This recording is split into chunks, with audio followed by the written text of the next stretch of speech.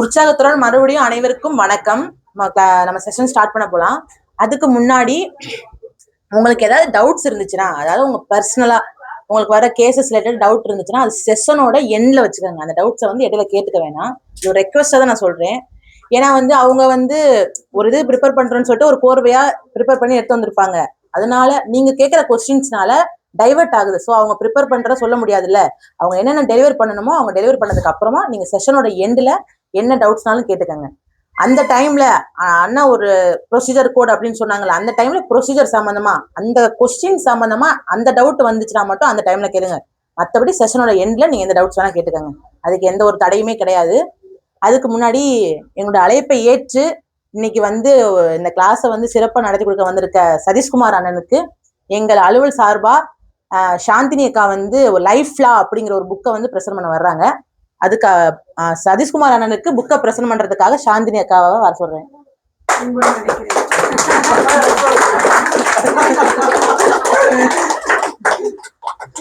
Thank you thank you thank you. Okay நல்லா clap பண்ணுங்க.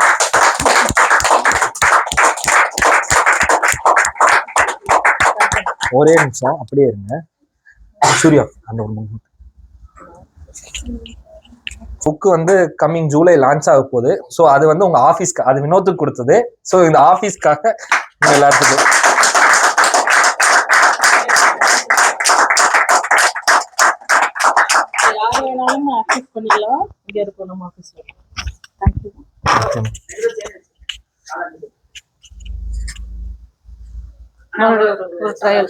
அவ்வளவுதானே. வாங்கம்மா வாங்க.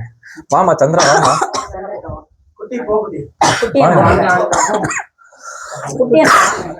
குட்டி குட்டி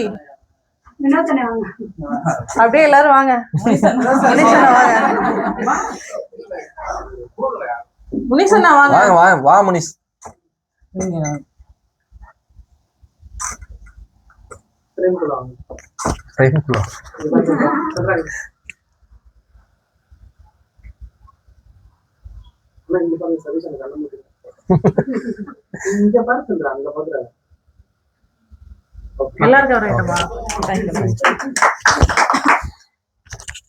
மாதிரி டவுட் கேட்பீங்களா? அப்ப அந்த மைக் பாஸ் பண்ணி டவுட். ஸோ என்னென்ன ப்ரேயர்ஸ் எல்லாம் கேட்போம் அப்படிங்கிறதுல இப்போ வந்து ஈஸ்மெண்ட்ரி ரைட் வரைக்கும் வந்திருக்கும். ஸோ இதுல வந்து மேக்சிமம் பார்ட் எல்லாத்தையுமே கவர் பண்ணிட்டீங்க. சம்மரி சூட் அதை பொறுத்து மட்டும் நீங்க வந்து இது வரைக்கும் சொல்லல. சம்மரி சூட் கேள்விப்பட்டிருக்கீங்களா? சம்மரி சூட்னா என்னமா? What is summary suit?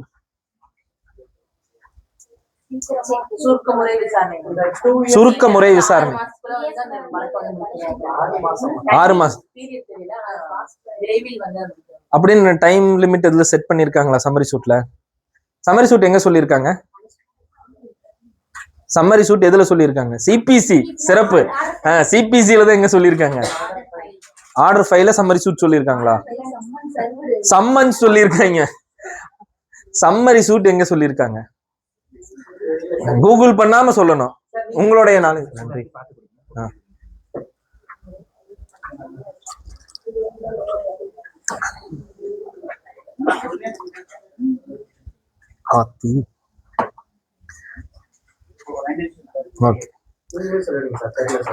So order 37ல வரும். சரிங்களா? அங்கதான் வந்து சம்மரி சூட்டை பத்தி சொல்லியிருப்பாங்க.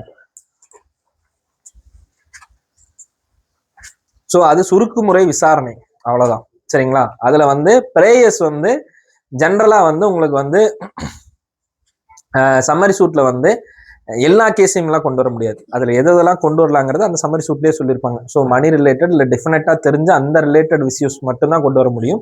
ஸோ அதுல வந்து உங்களுக்கு வந்து ஜென்ரலா அதுல வந்து பதில் அளிப்பதற்கான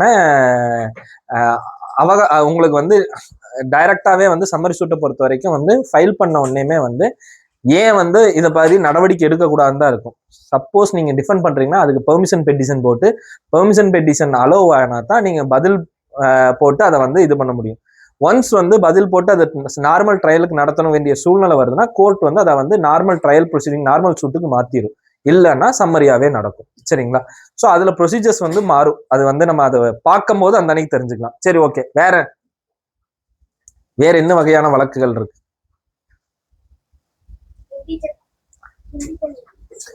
இண்டிஜென்ட் suit. Okay. So indigent suit, pauper suit கேள்விப்பட்டிருக்கீங்களா இந்த வார்த்தை? ஸோ இது வந்து பர்சன், ரெண்டும் ஒண்ணுதான். இண்டிஜென்ட் ஆர் பாப்பர். இண்டிஜென்ட் ஆர் பாப்பர். பாப்பர் ஓபின்னு நம்ம சொல்லுவோம் ஜென்ரலா. ஸோ இது வந்து பிரேயர்ல வராது, யாரு தாக்கல் செய்யறாங்கிறதுல வர்றது. சரிங்களா? இந்த இது பொறுத்து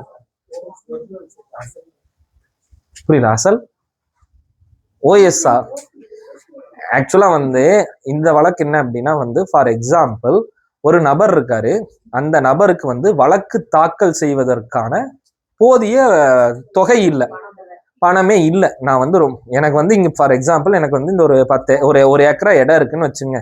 இந்த இடத்த எடுத்து நான் ஏதாவது பண்ணாதான் எனக்கு காசு.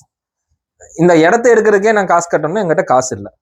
அப்படியே இருக்கும்போது அப்ப என்னன்னா, என்னை வறியவர் என்று டிக்ளேர் பண்ணுங்க அப்படின்னு சொல்லிட்டு ஃபர்ஸ்ட் பாப்பர் ஓபி போடுவோம். ஸோ அந்த பாப்பர் ஓபியில இவர் வறியவர்னு டிக்ளேர் ஆயிடுச்சு அப்படின்னா ஆட்டோமேட்டிக்கா அது பேஸ் பண்ணி சூட் நம்பர் ஆகும். ஸோ இந்த வழக்குல என்ன ஆகுன்னா, சூட்டெல்லாம் நடத்தி முடிச்சதுக்கு அப்புறம் கோர்ட் ஃபீ வந்து டிகிரி பேஸ் பண்ணி நீங்க டிகிரி வந்ததுக்கு அப்புறம் உங்களை கட்ட சொல்லி உத்தரவு போடுவாங்க. சரிங்களா? அதுதான் இந்த பாப்பர் ஓபி சூட். சரி, ஓகே.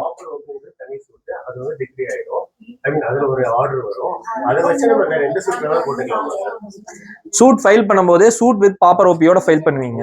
சரிங்களா? பாப்பர் ஓபி அலோவ் ஆச்சுன்னா சூட் நம்பர் ஆகும். பாப்பர் ஓபி டிஸ்மிஸ் ஆச்சுன்னா சூட்டுக்கு பணம் கட்ட சொல்லுவாங்க. அவ்வளவுதான். சரி, ஓகே. ஸோ இப்போ வந்து வகைகள் என்னென்ன வகையான சூட்ஸ் இருக்கு, என்ன பிரேயர்ஸ் கேட்கலாம்னு பார்த்தோம். சரி, இதுக்கு எதுக்காக இதுக்குள்ள போனோம்?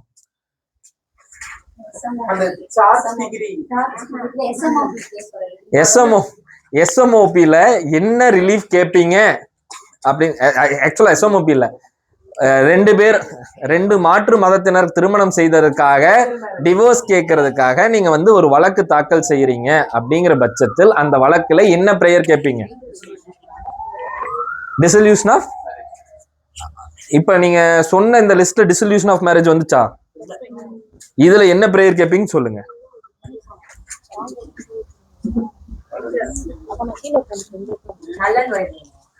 நல்லன் வைடா?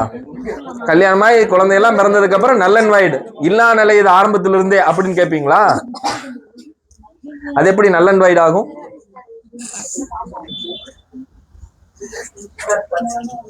பர்சனல் டிகிரியா?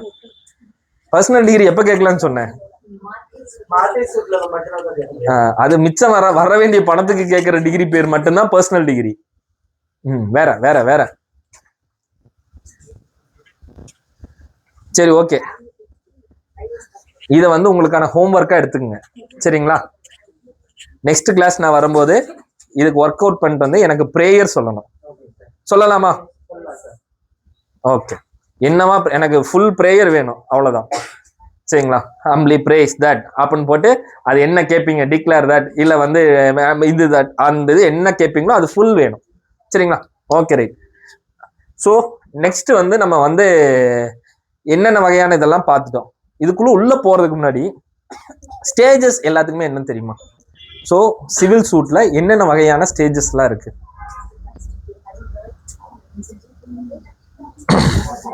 சரி, டைரக்டா பிளைன்ட்டு எல்லாம் போயிட்டாங்க. ஓகே. இப்போ வந்து நம்ம வந்து ஒரு எக்ஸாம்பிள், ஒரு உங்ககிட்ட ஒரு கிளைண்ட் வந்து மீட் பண்ண வர்றாரு. சரிங்களா? கிளைண்ட்டு மீட் பண்ண வர்றாரு. அவர் மீட் பண்ண வர்றப்போ அவர் வந்து உங்ககிட்ட வந்து உங்களை பார்த்து என்ன சொல்றாரு அப்படின்னா வந்து, இந்த மாதிரி வந்து நான் ஏங்கிற நபருக்கு கடன் கொடுத்துருந்தேன். சரிங்களா? அந்த கடன் கொடுத்தப்ப வந்து கொடுத்ததுக்கு அவர் எனக்கு ஆதரவாக வந்து ஒரு 100 ரூபாய் ஸ்டாம்ப் பேப்பர்ல அவர் வந்து எழுதி கையெழுத்து போட்டு கொடுத்துருந்தாரு. அதன் அடிப்படையில நான் அவருக்கு வந்து ஒரு 5 லட்சம் ரூபாய் பணம் கொடுத்தேன். அந்த 5 லட்சம் ரூபாய் பணத்தை வாங்கிட்டு எனக்கு அந்த 5 லட்சத்துக்கு அவர் வந்து மாசம் வந்து 3 ரூபா வட்டி போட்டு எனக்கு வந்து மாசம் வந்து 5 லட்சத்துக்கு எவ்வளவு கொடுத்தாரு? 5,000 ரூபாய் வட்டி கொடுக்கறதா சொல்லியிருந்தாரு. ஆனா 1 வருஷம் ஆச்சுங்க, வட்டியும் கொடுக்க மாட்டாரு, அசலையும் தர மாட்டாரு. எனக்கு இப்போ அவருக்கு மேல நடவடிக்கை எடுக்கணுங்க அப்படின்னு அவர் வந்து உங்ககிட்ட கேஸ சொல்றாரு. சரிங்களா? அப்படின்னு சொல்லிட்டு அவர் உங்க கையில என்ன கொடுக்குறாரு? அவர் எழுதி கொடுத்த அந்த 100 ரூபா அந்த ஸ்டாம்ப் பேப்பர்ல அவர் எழுதி கொடுத்த அந்த இதை உங்க கையில கொடுக்குறாரு. சரிங்களா? இதை வாங்கியாச்சு. இப்போ ஃபர்ஸ்ட் நீங்க என்ன பண்ணுவீங்க?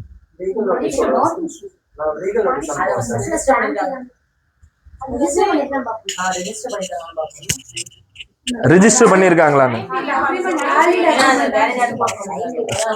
எங்க ரிஜிஸ்டர் பண்ணிருக்காங்களான்னு பார்க்கணும். டைம் லிமிட் பார்க்கணும். சரி, ஃபர்ஸ்ட் எடுத்தோடனே என்ன பார்க்கணும்? அந்த அக்ரிமெண்டோட டேட் பார்க்கணும். சரிங்களா? உங்ககிட்ட அவர் கொண்டு வந்து கொடுத்தோன்னையும் அதை வச்சே முடிவு பண்ணிடக்கூடாது. அக்ரிமெண்ட் டேட்டு பார்க்கணும். சரி, அக்ரிமெண்ட் டேட் பாக்குறீங்க. அக்ரிமெண்ட் டேட்ல என்ன இருக்கு?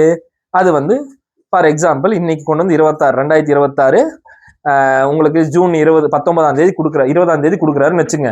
அதுல டேட் வந்து பாத்தீங்க அப்படின்னா ஜனவரி 2025 இருக்குன்னு வச்சுங்க, இல்ல 24ன்னு வச்சுங்க. ஜனவரி 2024 இருக்கிற ஒரு இதை கொண்டு வந்து உங்ககிட்ட கொடுக்குறாரு. அப்போ டேட் படி டைம் ஓகே. அடுத்தது என்ன பார்ப்பீங்க? ஜனவரி 2021 இன்னைக்கு கொடுத்தாருன்னா என்னாச்சு? ஜனவரி 2024 அதுக்குள்ள முடிஞ்சுச்சா? 3 வருஷம். அடுத்தது என்ன பார்க்கணும்? ஜூரிஸ்டிக்ஷன் பார்க்கணும். என்ன ஜூரிஸ்டிக்ஷன் பார்க்கணும்? சரி, ஓகே. பெக்யூனரி செகண்டரி டெரிட்டோரியல் ஜூரிஸ்டிக்ஷன்ல என்ன பார்ப்பீங்க?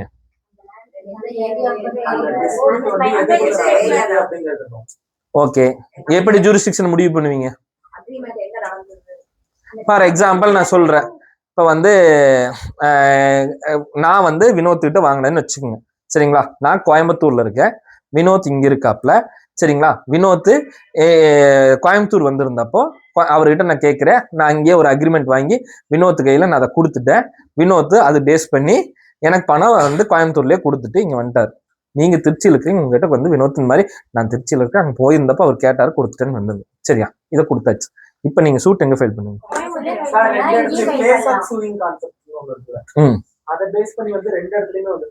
ரெண்டு இடத்துலயும் ஃபைல் பண்ணலாமா? எந்த 2 இடத்துல ஃபைல் பண்ணுவீங்க? கோயம்புத்தூர், திருச்சி 2 இடத்துலயும் ஃபைல் பண்ணலாம். திருச்சிக்கு எப்படி ஜூரிஸ்டிக்ஷன் வருது? யாரோட பிளேஸ்? கடன் கொடுத்தவரோட பிளேஸ் திருச்சி. அப்படியா? டெரிட்டோரியல் ஜூரிஸ்டிக்ஷன் எந்த செக்ஷன்ல சொல்லுது?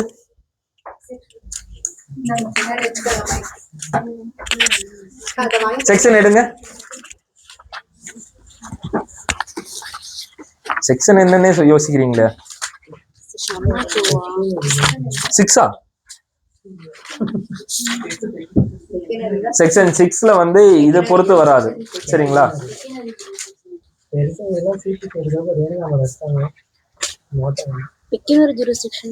என்னமா பிளேஸ் ஆஃப் சூயிங் இருக்கும் பாருங்க.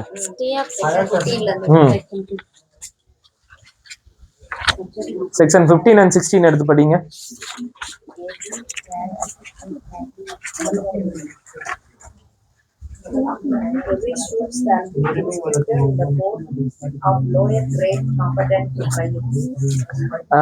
இருங்க ஒரே நிமிஷம். 16ல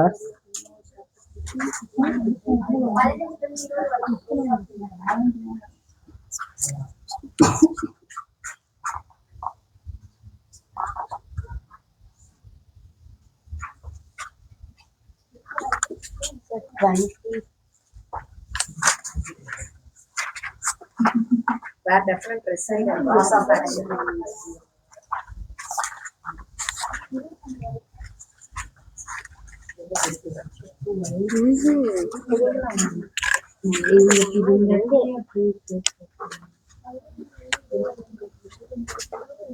Cause of action சொல்லலாம், இல்ல different reside பண்ணலாம். 2 இடத்துல சூ பண்ணலாம். எங்கெங்க? different placeல இல்ல cause of action. சரி, இந்த வழக்குல எங்க போடுவீங்க? இப்ப நான் கதை சொல்லிட்டேன்ல எங்க போடணும்னு. சார் அங்க கோயம்புத்தூர்லயே போலாம். திருச்சியில எப்படி போடலாம்னு சொல்லுங்க. எதனா அடிக்கிறது உங்ககிட்ட யாரு கொண்டு வந்து கொடுத்தாங்க? உங்ககிட்ட யாரு கொண்டு வந்து கொடுத்தாரு? கதை புரிஞ்சா இல்லையா?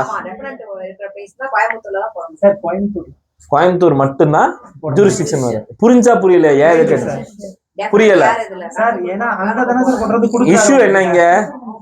எனக்கு வினோத் வந்து கடன் கொடுக்குறாப்ல. வினோத் கோயம்புத்தூர் வந்திருந்தப்போ நான் அவரை பார்த்து இந்த மாதிரி கடன் வேணும்னு கேட்கிறேன். அங்க கோயம்புத்தூர்லயே வச்சு அவருக்கு எழுதி நான் கோயம்புத்தூர்லயே அவர் கையில அதை கொடுத்துட்டு கோயம்புத்தூர்லயே அவர் கையில பணம் வாங்கிட்டேன். அதுக்கப்புறம் அவர் திருச்சி வந்துட்டாரு. இங்க திருச்சி வந்ததுக்கு அப்புறம் 1.5 வருஷமா 1 வருஷமா 2 வருஷமா ஆகி பணம் வரலன்னு உங்ககிட்ட வர்றாரு. சரிங்களா? இப்ப கேஸ் எங்க ஃபைல் பண்ணுவீங்க? ஜூரிஸ்டிக்ஷன் கோயம்புத்தூர் மட்டும்தான் வரும். சரிங்களா? திருச்சி வராது. சரி, ஓகே. அடுத்து என்ன பாப்பீங்க?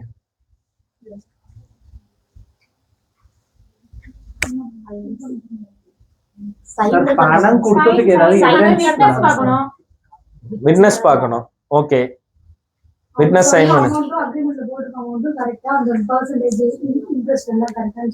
ஓகே, லீகலான பெர்சன்டேஜா இருக்கணும். சரி, அதுக்கு என்ன பார்க்கணும்? லீகலான பெர்சன்டேஜ் எவ்வளவு? 3% கிடையாது சார். என்ஐ படி வந்து பாத்தீங்க அப்படின்னா அதாவது பெர்சன்டேஜ் என்ஐ ஆக்ட்லயே சொல்லிருக்காங்க. இல்ல இல்ல, எங்க சொல்லிருப்பாங்க? ஸ்பெசிபிக்கா சொல்லல சார். எந்த ஆக்ட்ல சொல்லிருக்காங்க தான் கேள்வியே. நீங்க உங்ககிட்ட வந்து ஒருத்தங்க வந்து வழக்கு கொடுத்தா நீங்க எங்க போய் அதை ரெஃபர் பண்ணுவீங்க? நீங்க வந்து என்ஐ ஆக்ட்ல இல்லைன்னா சொல்லுவீங்க கோர்ட் ஃபீ ஆக்ட்லயா? சொல்லுங்க சொல்லுங்கம்மா, யாரோ சொன்னீங்களே அந்த ஆக்ட் பேர் தான் கேட்டேன். உங்ககிட்ட கேஸ் கொடுத்துட்டேன் நானு. நீங்க தான் வக்கீல். நீங்க எனக்கு வக்கீல் நீங்க தானே சொல்லணும். சொல்லுங்க. நான் வந்து பெரிய காம்ப்ளிகேஷன் கேட்டெல்லாம் கூகுள சிம்பிள் கேஸ் தானே. நம்மளுடைய எண்ணத்துல நம்ம வந்து ரொம்ப அஜாக்கிரதையா இருக்கு தெரியுங்களா? எனக்கு எல்லாமே தெரியும், இதெல்லாம் நான் பார்க்க வேண்டியது இல்லைன்னு தான் நம்ம ரொம்ப அஜாக்கிரதையா நிறைய விஷயங்களை விட்டுருவோம். சரிங்களா? நான் வந்து சொன்னப்ப எவ்வளவு இன்ட்ரெஸ்ட் சொன்னேன்? 3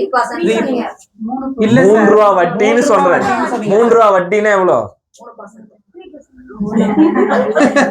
3 ரூபா வட்டி 3% தானா? 36%. 36% நான் வட்டி கேட்க முடியுமா?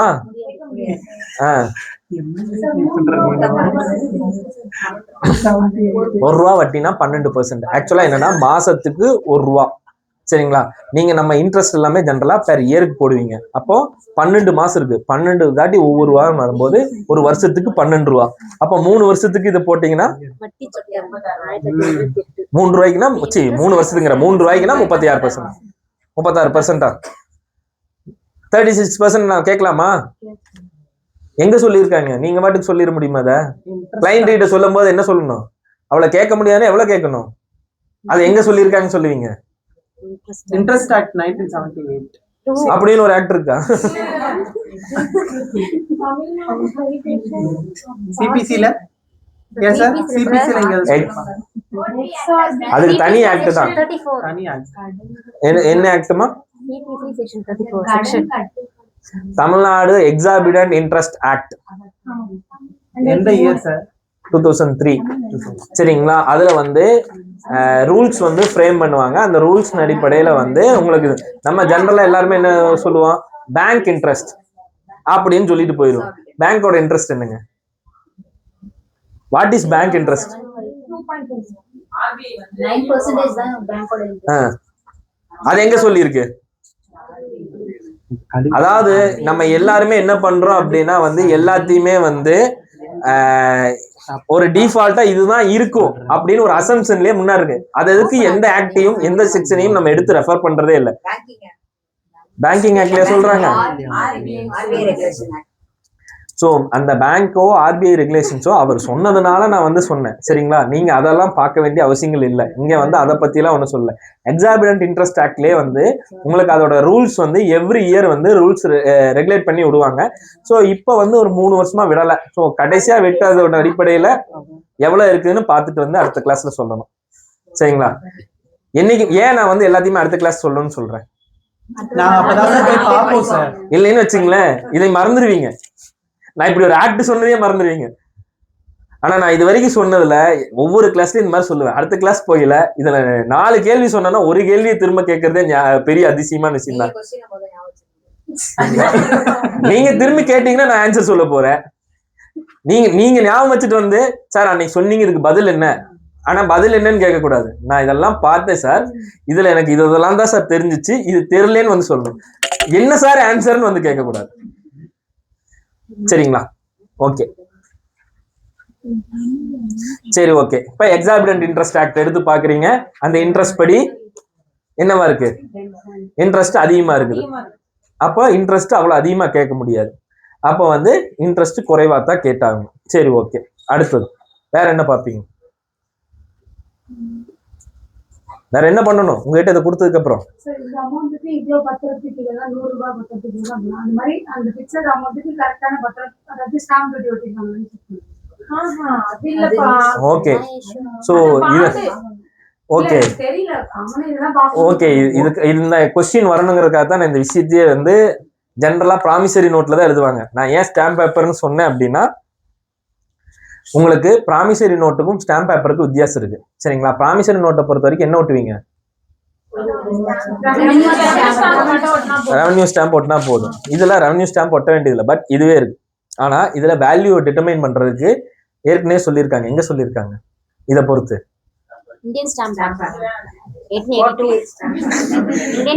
இந்தியன் ஸ்டாம்ப் ஆக்ட்ல உங்களுக்கு வந்து சொல்லியிருப்பாங்க. சரிங்களா? நீங்க ஒவ்வொரு அமௌண்ட்டுக்கு எவ்வளவு வந்து வாங்கணும். அடுத்து நீங்க எங்க போய் வெரிஃபை பண்ண? அடுத்தது இந்தியன் ஸ்டாம்ப் ஆக்ட் எடுத்து பார்க்கணும். இந்தியன் ஸ்டாம்ப் ஆக்ட்ல சொல்லி இருக்கிற இந்த அமௌண்ட்டுக்கு இந்த பேப்பர் போதுமா அப்படிங்கிறது இருக்கும். சரிங்களா? ஸோ அதுல வந்து கம்மியா தான் இருக்கும். ஆக்சுவலா வந்து என்னன்னா வந்து உங்களுக்கு வந்து 1000 ரூபாய்க்கு 35 பைசா சம்திங் என்னமோ இருக்கும். அவ்வளவுதான் இருக்கும். சரிங்களா? செக்ஷன் வந்து பாத்தீங்க அப்படின்னா வந்து 35 36 வரும் இந்தியன் ஸ்டாம்ப் ஆக்ட்ல.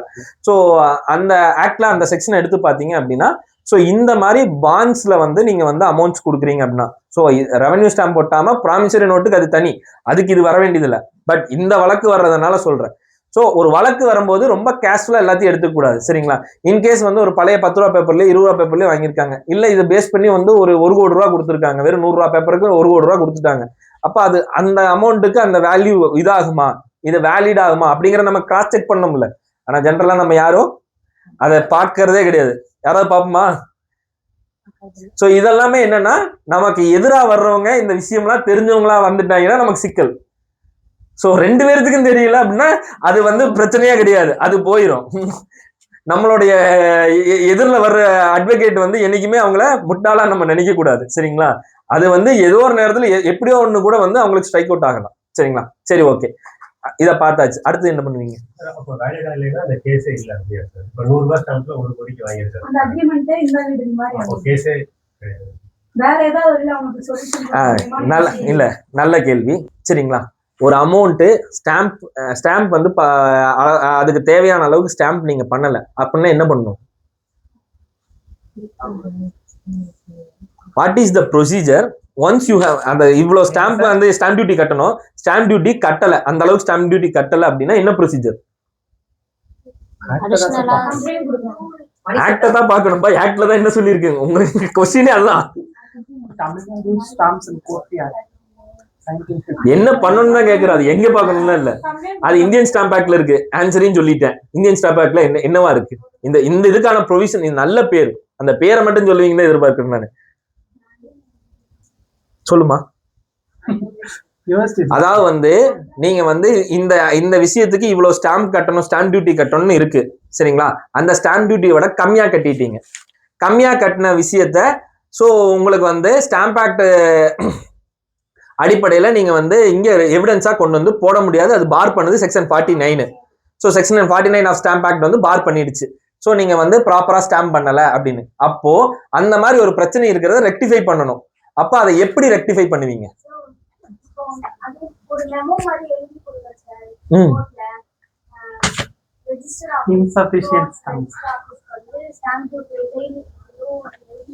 ஸோ இது ஜென்ரலா எப்போ வரும் அப்படின்னா வந்து ப்ராப்பரா வந்து ஸ்டாம்ப் டியூட்டி கட்டாம அன்ரிஜிஸ்டர்ட் டாக்குமெண்ட்ஸ் எல்லாம் இருக்கும், அன்ரிஜிஸ்டர்ட் சேலு இதெல்லாம் வந்துதான் வரும்.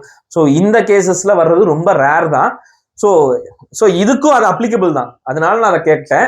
ஸோ இதை பொறுத்த வரைக்கும் இம்பவுண்டிங் அப்படின்னு கேள்விப்பட்டிருக்கீங்களா இந்த வார்த்தை? இம்பவுண்டிங் ஸோ என்ன அப்படின்னா வந்து நீதிமன்றம் வந்து இதுக்கு முறையான முத்திரை தீர்வை கட்டப்படவில்லை என்றால் அதுக்கு நம்ம வந்து பெட்டிஷன் போடுறோம் அப்படின்னா அது என்ன பண்ணுவாங்க அப்படின்னா ரெவென்யூ ஆஃபீஸருக்கு வந்து டிஆர்ஓக்கோ இல்லை கலெக்டருக்கோ அனுப்பிச்சு வைப்பாங்க. என்னன்னா இதுக்கு ப்ராப்பரா வந்து இதை அசஸ் பண்ணி இதுக்கு வந்து நீங்க அமௌண்ட்டை கலெக்ட் பண்ணுங்க. அவர் வந்து நீங்க எவ்வளவு டெபிசிட் இது பண்ணிருக்கீங்களோ அதுக்கு வித் ஃபைனோட காம்பவுண்ட் பண்ணி உங்களுக்கு அந்த அமௌண்ட் சொல்லுவாரு. அந்த அமௌண்ட் சொன்னதுக்கு அப்புறம் அதை கட்டினதுக்கு அப்புறம் நீங்க வந்து மறுபடியும் இதை வந்து அது வேலிட் ஆகும். அதுக்கப்புறம் கொண்டு வந்து நீங்க எவிடன்ஸ் கொடுப்பீங்க. ஸோ இதுதான் ஜெனரல் ப்ரொசீஜர். சரிங்களா? ஸோ இது இம்பவுண்டிங். ஸோ எல்லாமே புதுசா இருக்கலாம். ஆனா தெரிஞ்சுக்கங்க, எல்லாத்தையுமே இன்டர்லிங்க் பண்ணிக்கங்க. எப்பவுமே வந்து ஒன்னோட ஒண்ணு ஏதோ ஒரு இடத்துல தொடர்பு உடையதா தான் இருக்கும். நம்ம அதை தொடர்பு படுத்திக்காம வச்சுட்டோம் அப்படின்னா எல்லா நாலேஜும் அப்படியே வந்து ஸ்கேட்டர் ஆயிரும், நம்ம மறந்துடும். சரி, ஓகே. அடுத்தது என்ன பண்ணுவீங்க? உங்ககிட்ட அதை கொடுத்தாச்சு, இதையும் செக் பண்ணியாச்சு, அந்த அமௌண்ட் கரெக்டா இருக்கு. வேற என்ன பண்ணுவீங்க அதுக்கு அப்புறம்? அதை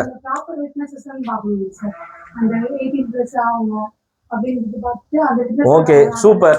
அந்த விட்னஸ் வந்து தகுதியுடைய விட்னஸா அப்படின்னு பார்க்கணும். இதை எங்க சொல்லியிருக்காங்க? யாரெல்லாம் தகுதியுடைய விட்னஸ்னு? கான்ட்ராக்ட் ஆக்ட்ல எங்க சொல்லியிருக்காங்க? செக்ஷன் 11ல என்ன சொல்லியிருக்காங்க? Competent to enter the contract தான். விட்னஸ் எங்க சொல்லியிருக்காங்க?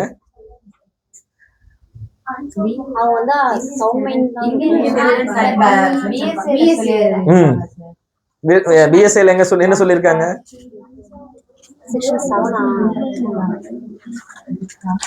பிஎஸ்ஐல மைனர் வந்து அந்த சொல்லியிருக்கிறதுல வந்து விட்னஸா வந்து கோர்ட் பாக்ஸ் யார் யார் ஏறலாம்னு சொல்லியிருக்காங்க. டாக்குமெண்ட்ல விட்னஸ் போடலாங்கிறது எங்க சொல்லியிருக்காங்க? அங்க வந்து நீங்க வந்து 3 வயசு குழந்தையா கூட வந்து சொல்ற அளவுக்கு இது இருந்ததுன்னா நீங்க கூப்பிட்டு இது பண்ணலாம். அந்த 3 வயசு குழந்தைகிட்ட நீங்க வந்து எவிடன்ஸ் கையெழுத்து வாங்கலாமா? எங்கம்மா? ரெஜிஸ்ட்ரேஷன் ஆக்ட்ல என்ன சொல்லியிருக்காங்க? ஜிபிடி என்ன சொல்ல இருங்க. ஜிபிடி என்ன சொல்லலையாமா?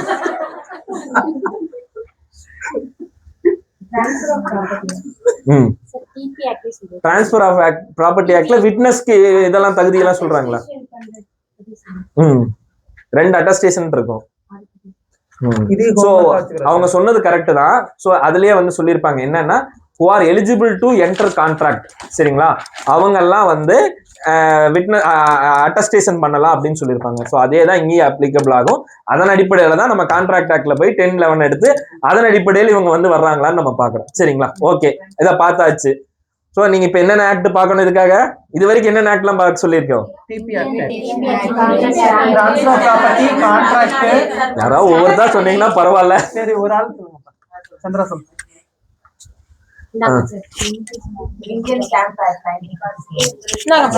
லைனா வாங்க. தமிழ்நாடு இல்ல ஃபர்ஸ்ட் லிமிடேஷன் ஜூரிஸ்டிக்ஷன். தேர்ட் வந்துட்டு பாத்தீங்க அப்படின்னா அந்த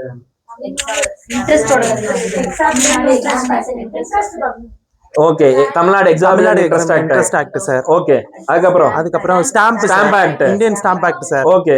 5th வந்துட்டு பாத்தீங்கன்னா அந்த விட்னஸ் யார் யார் வந்து தகுதி உடையவர்கள் அப்படிங்கிறதுக்கு வந்து இது வந்து நீங்க 2 இடத்துக்கு விட்னஸ்க்கு மட்டும் பார்க்க கூடாது. இவங்க 2 பேரும் அக்ரிமெண்ட் போட்ட இவங்க 2 இடத்துக்கும் சேர்த்து பார்க்கணும். ஓகே, அப்புறம் அதான் இம்பவுண்டிங் தான் இந்தியன் ஸ்டாம்ப் ஆக்ட்ல வந்துருமே. அது வரையும் தான் சார் சொல்லிருக்கீங்க. ஓகே, சரி. அடுத்தது என்ன போகலாம்? அடுத்து என்ன பாப்பீங்க? கேஸ் உங்ககிட்ட தான் கொடுத்துருக்கேன், நீங்க தான் கேஸ் நடத்த போறீங்க.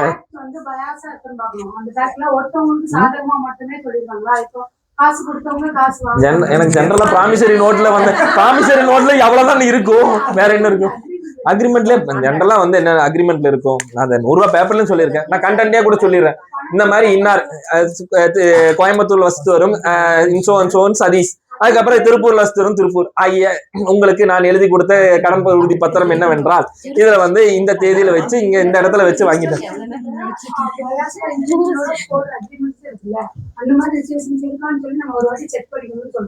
அக்ரிமெண்ட்ல பயாஸ்ட் ஆக்சுவலா வந்து நீங்க பயாஸ்ட் செக் பண்ண வேண்டியதுல அந்த அக்ரிமெண்ட் வந்து இந்திய சட்டத்திற்கு ஏதாவது விரோதமாகவோ இல்ல வந்து அதனால் தடை செய்யப்பட்ட கண்டென்ட்ஸ் அதுல இருக்கான்னு தான் பார்க்கணும். ஃபார் எக்ஸாம்பிள் இந்த அமௌண்ட் வாங்கிட்டு நான் வந்து ஒருத்தர் கொலை பண்றேன்னு இது பண்ணி இருந்தேன் அப்படின்னா அது வேற. சரிங்களா, அதெல்லாம் தான் பிரச்சனை. நான் பயாஸ்டா வந்து அதனால என்ன வந்துச்சு, அதனால என்ன வந்து ஒரு அட்வொகேட்டா இருக்கிறப்போ அது வந்து கவுண்டர்ல கூட சொல்லலாம் சார், நீங்க மேபி யூஸ் பண்ணிக்கலாம். அந்த மாதிரி அந்த ஃபேக்டையும் அனலைஸ் பண்ணணும்னு சொல்றீங்க சார். பாரு உள்ள ஒரு அக்ரிமெண்ட்டே ஒன்று போடுறோம். சரிங்களா, நானும் அவனும் போட்டுட்டோம், பணம் வாங்கிட்டோம். பணத்தை வந்து நம்ம ஃபார் எக்ஸாம்பிள் இந்த கதைக்குள்ள வேணாம், நான் ஒரு கதைக்கு பயாஸ்டுக்கே சொல்றேன். நான் வந்து உங்களுக்கு வந்து 1 மாசத்துக்குள்ள இந்த பணத்தை திருப்பி தந்துடுறேன். 1 மாசத்துக்குள்ள பணம் திருப்பி தரலைன்னா இந்த இடத்த உங்களுக்கு கிரையம் செஞ்சு தந்துடுறேன். 1 கோடி ரூபாய் மதிப்புள்ளது, இந்த 5 லட்சத்துக்கே கிரையம் பண்ணி தரேன்னு அக்ரிமெண்ட் போட்டுறேன். சரிங்களா, இது ஈவன் பயாஸ்டா கூட இருக்கட்டும், இது சட்டப்படி என்ன தவறு? சட்டத்துல இது எங்க தவறுன்னு சொல்லி இருக்குது. என்னைக்குமே வந்து பயாஸ்டுங்கிறது வந்து நம்ம வந்து அட்மினிஸ்ட்ரேஷன் ஆஃப் ஜஸ்டிஸ்ல பயாஸ்ட் வந்தா நீங்க பேசலாம். சரிங்களா, கான்ட்ராக்ட் நீங்க தெரிஞ்சுதான் என்டர் ஆகுறீங்க.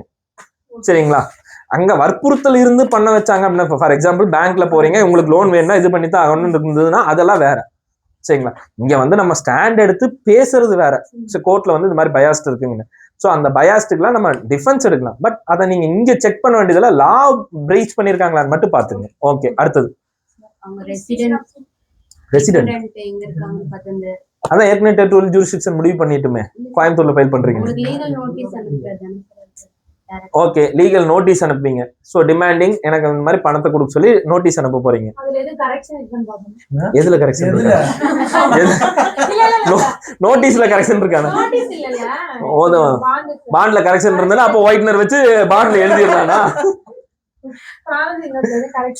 அதுல இருக்கிறது எல்லாத்தையுமே நம்ம நோட்டீஸ்ல வந்து சொல்லுவோம் சார். ஓகே, இந்த மாதிரி இந்த இடத்துல இந்த ஓ அதுலயே சாட்சி கையெழுத்து தான் மாத்தி போட்டிருக்கேன்னு சேர்த்து அட்மிட் பண்ணிருவீங்களா? சார் நம்ம டிஃபென்ஸ் எடுக்கிறதுக்கு தேவையான விஷயங்களை வந்து லீகல் நோட்டீஸ்ல அவங்களுக்கு அனுப்புவோம் சார். என்னோட கட்சிக்காரர் வந்து இது மாதிரி நீங்க சொல்லிருக்கீங்க, அதெல்லாம் நம்ம டினே பண்ணி ஒரு லீகல் நோட்டீஸ் அனுப்புவோம் சார். ஏன்பா நீங்க உங்களுக்கு கேஸுக்கே உங்ககிட்ட தான் கொண்டு வந்து கொடுத்துருக்கீங்க. ஆக்சுவலி வந்து இந்த மாதிரி வந்து ஒரு இது நடந்திருக்குது அப்படிங்கறத நம்ம லீகல் நோட்டீஸ் அனுப்போம்ல சார். நார்மலா நம்ம சைடுக்கு ஃபேவரா என்ன விஷயங்கள் போட முடியுமோ அதுல அதையும் போட்டு ஒரு லீகல் நோட்டீஸ் அனுப்புவோம். சரி, ஜென்ரலா லீகல் நோட்டீஸ் அனுப்புவேன். நீங்க இந்த டினைல இதெல்லாம் புதுசா இருக்குது. ஒரு மணி சூட்டுக்கு தான் கேட்டேன். நான் ஏதோ ஒரு பார்ட்டிஷன் சூட்டோ இல்ல வேற ஏதாவது ஒரு இதா இருந்தா கூட நீங்க இவ்வளவு சொல்றதுல ஓகே மறுக்கலாம்ல சார் அந்த விஷயத்த. இப்ப வந்து நீ நோட்டீஸே அனுப்பாம அவர் எப்படி மறுப்பாரு? இல்ல சார், நோட்டீஸ்ல தான் நான் சொல்றேன் இந்த விஷயங்களை. இப்ப வினோதனை வந்து உங்கள்ட்ட கோயம்புத்தூர்ல பணம் கொடுத்துருக்காருன்னு சொல்லி நீங்க சொல்லிருக்கீங்க. சரிங்களா, இப்ப நான் வந்து டிஃபென்ஸ் சைடா இருந்தேன்னா நான் என்ன சொல்லுவேன் அப்படின்னு பாத்தீங்கன்னா, ஒரு நோட்டீஸ் அனுப்புறத பொறுத்தவரை பாத்தீங்க அப்படின்னா, நான் இந்த இடத்துல வந்து கோயம்புத்தூர்ல வந்துட்டு வினோத் வந்து என்கிட்ட பணம் கொடுத்தாருன்னு சொல்லி சொல்றேன், பணமே வந்துட்டு கொடுக்கவே இல்லை அப்படிங்கிற மாதிரி நான் சொல்லி அனுப்புவோன்றேன். அது ரிப்ளை நோட்டீஸ்பா. நீ நோட்டீஸ் அனுப்பியில் அதை ஏன் சொல்ல போற? டிஃபென்ஸ் சைடா இருந்தா நான் சொல்ல வரேன் இந்த மாதிரியான. நீங்க டிஃபென்ஸுக்கே போக வேணாம். நான் கம்ப்ளைண்டா இருக்கேன் சார். கம்ப்ளைண்ட் அதான் வந்து நான் உங்ககிட்ட சினோரியோ கொடுத்துருக்கேன். என்ன இதை கொண்டு வந்து கொடுத்துட்டு கேஸ் ஃபைல் பண்ணுன்னு கொடுத்துருக்கேன். இதுக்கு கேஸ் மட்டும் ஃபைல் பண்றதுக்கு என்னென்ன பண்ணுவீங்கன்னு சொல்லுங்க. இதுதான் சார் சொல்லுவோம். நான் வந்து வினோத் கிட்ட வந்து இந்த மாதிரி கோயம்புத்தூர்ல வச்சு பணம் கொடுத்தேன், அவர் வந்துட்டு எனக்கு ஒரு இது கொடுத்தாரு, இது மாதிரி கொடுத்தாரு, ஆனா வந்து இப்ப வந்து இல்லன்னு சொல்லிட்டு மறுக்கிறாரு அப்படிங்கிற மாதிரி. பணம் கொடுக்கலன்னு சொல்லுவேன். ஜென்ரலா நம்ம வந்து அதை இல்லன்னு மறுத்தாருன்னு என்னைக்குமே நம்ம வந்து அட்மிட் பண்ண மாட்டோம். சரிங்களா, டாக்குமெண்ட்டை நீங்க இங்கேயே வந்து மறுத்துட்டாருன்னு எப்பவுமே சொல்லக்கூடாது. இன்னொன்னு தெரிஞ்சுங்க, எப்போ அதை வந்து அந்த வார்த்தையை நம்ம யூஸ் பண்ணக்கூடாது. சரிங்களா, அவர் உண்மையாலுமே மறுத்திருந்தா கூட அதை யூஸ் பண்ணக்கூடாது. ஏன்னா நீங்க அந்த டாக்குமெண்ட் பேஸ் பண்ணி தானே போறீங்க. நீங்க இப்பவே அட்மிட் பண்ணிட்டீங்கன்னா உங்க சைட்ல இருந்து இப்பவே வந்து நீங்க வீக் ஆயிட்டீங்கன்னு அர்த்தம். உங்களோட ஒரு இது அப்ப என்னன்னா சப்சிக்வெண்டா நீங்க தான் வந்து அதுக்கு ஸ்டெப்ஸ் எடுத்து அது அவர் கையெழுத்து தானே ப்ரூவ் பண்ண வேண்டிய இடத்துக்கு போயிருவீங்க. சோ என்னைக்கு அதை பண்ணக்கூடாது. ஓகே, நோட்டீஸ் அனுப்பிச்சிங்க, அடுத்து என்ன பண்ணுவீங்க?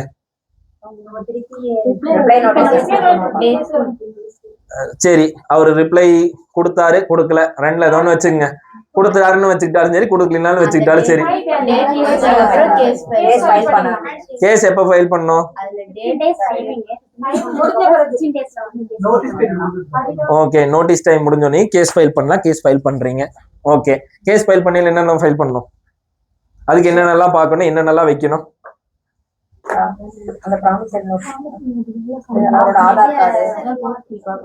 Necessary parties. இதுல நெசசரி பார்ட்டிஸ் சரி ஓகே கரெக்ட் தான். எந்த கோர்ட் வருதுன்னு பார்க்கணும். என்ன அமௌண்ட்?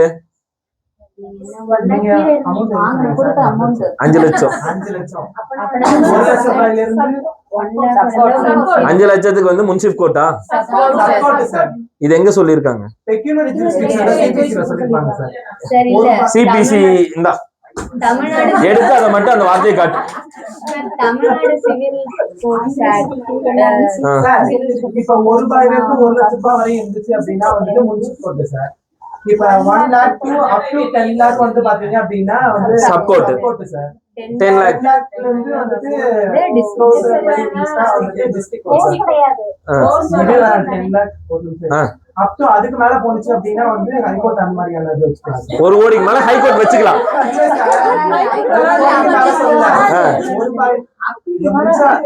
சொல்லுங்க. இந்த மாதிரி சொல்லிருப்பாங்க சார். எப்படின்னா இந்த மாதிரியான இவ்வளோ ஒரு ரேஷியோக்குள்ள டிஸ்பியூட் இருந்துச்சு அப்படின்னா இந்த கோர்ட்ல நீங்க வந்து ஓகே, நான் அதெல்லாம் இல்லைன்னு சொல்லல, அது எங்க சொல்லியிருக்காங்கன்றதா கேள்வி. நான் இதை ஏன் கேட்கிறேன் அப்படின்னா, நீங்க எந்தெந்த ஆக்ட் எல்லாம் நீங்க வந்து ஒரு ப்ரிப்பரேஷன் பண்ணும்போது ஒண்ணுமே இல்லாத சூட்டுன்னு நம்ம நினைக்கிறோம். இந்த சூட்லயே எந்தெந்த ஆக்ட் எல்லாம் நீங்க பாக்கணுங்கிறதுக்காக தான் அதை கேட்கிறேன். எந்த ஆக்ட்ல அதை சொல்லியிருக்காங்க? தமிழ்நாடு சிவில் கோட்ஸ் ஓகே, இல்ல தமிழ்நாடு சிவில் கோட்ஸ் ஆக்ட்ல தான் சொல்லியிருப்பாங்க. ஜூரிஸ்டிக்ஷனை பொறுத்து அதுல தான் வரும். சரிங்களா? ஓகே, தமிழ்நாடு சிவில் கோட்ஸ் ஆக்ட்ல தான் வரும். சரிங்களா? இதெல்லாம் வந்து உங்களுக்கு சிபிசில வந்து என்னென்ன கோட்ஸ் இருக்குன்னு தான் சொல்லியிருப்பாங்க. இந்த பெக்யூனரி வேல்யூ வந்து ஃபிக்ஸ் பண்ணி அதுலதான் வச்சிருப்பாங்க. சரிங்களா? ஸோ லாஸ்டா அப்டேட் ஆனது வந்து உங்களுக்கு 2008 நினைக்கிறேன். 5 lakhல இருந்து ஆமா, அது மட்டும் இப்ப பண்ணாங்க. ஓகே, அதே மாதிரி வந்து 10 lakh and above எல்லாமே டிஸ்ட்ரிக்ட் கோர்ட் தான். ஸோ இதுல வந்து ஒரே ஒரு டிஃபரன்ஸ் என்ன அப்படின்னா, மெட்ரோபாலிட்டன் சிட்டியில மட்டும் மாறும். அங்க மட்டும் என்ன அப்படின்னா 5,000 வரைக்கும் இருக்கிற இது வந்து பாத்தீங்கன்னா ஸ்மால் காஸ்ட் கோர்ட்டுக்கு போகும். ஸோ 5,000க்கு மேல இருக்கிறது உங்களுக்கு வந்து 25 lakhs வரைக்குமே வந்து சிட்டி சிவில் கோர்ட்டுக்கு போகும். 25 lakhsக்கு மேல சிட்டி லிமிட்ஸ்குள்ள இருக்கிறது எல்லாமே வந்து நீங்க ஹை கோர்ட் போவீங்க. சரிங்களா? ஸோ இது மட்டும் வந்து இதுக்கு மெட்ரோபாலிட்டன் சிட்டி, அதாவது இங்க சென்னைக்கு மட்டும் அது வந்து மாறும். அதை தாண்டி மிச்சம் இருக்கிற எல்லா கோர்ட்ஸுக்கும் வந்து நம்ம ஏற்கனவே சொன்னதா 1 லட்சம் வரைக்கும் முன்சிஃப், 1 லட்சத்துக்கு மேல 10 லட்சம் வரைக்கும் இருக்கிறது வந்து உங்களுக்கு வந்து சப்கோர்ட்டு, 10 லட்சத்துக்கு மேல வந்து உங்களுக்கு டிஸ்ட்ரிக்ட் கோர்ட்டு. சரிங்களா? சரி, ஓகே. இப்போ இதுல 5 லட்சத்துக்கு எந்த கோர்ட்டு? சப்கோர்ட்ல ஃபைல் பண்ண போறீங்க. அதை முடிவு பண்ணியாச்சு. சரி, ஓகே. இப்போ நீங்க அடுத்து என்ன ரெடி பண்ணணும்? பிளைண்ட் ரெடி பண்ணணும். பிளைண்ட்ல என்ன பார்க்கணும்? பிளைண்ட்ல எப்படி இருக்கணும்? காஸ்ட் டைட்டில் இருக்கணும். என்ன செக்ஷன் ஆட் பண்றோம்? காஸ்ட் டைட்டில்ல கோர்ட் பேர் வராதா? கோர்ட் பேரு. சரி, காஸ்ட் டைட்டில்ங்கிறது காஸ்ட் டைட்டில்னா என்ன?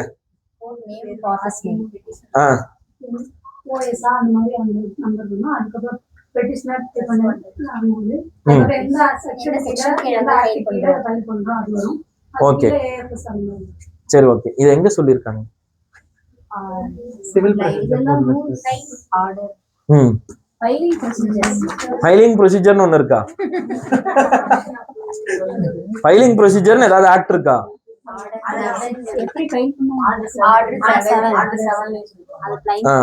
ஆர்டர் 7 ரூல் 1ல என்ன சொல்லியிருக்காங்க?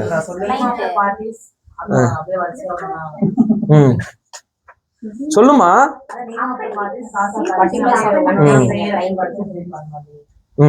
ஓகே. ஸோ ஆக்சுவலா வந்து ஆர்டர் 7ல வந்து சொல்லியிருப்பாங்க. பட் அதை இன்னும் கொஞ்சமே இன்டெப்தா வந்து டீடைல்டா வந்து உங்களுக்கு சிவில் ரூல்ஸ் ஆஃப் பிராக்டிஸ்ல வரும். செக்ஷன் 7 சிவில் ரூல், அதுல வந்து ஆர்டர் 7ல வந்திருக்கும். இதுல வந்து civil rules of practice book பார்க்காமலே அந்த ஆன்சர் சொன்னேன். என்னது ஆர்டர் 7னா?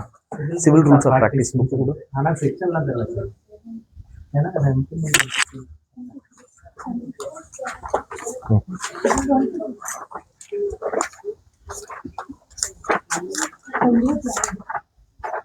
ம் 6, 7, 8, 9 and 10.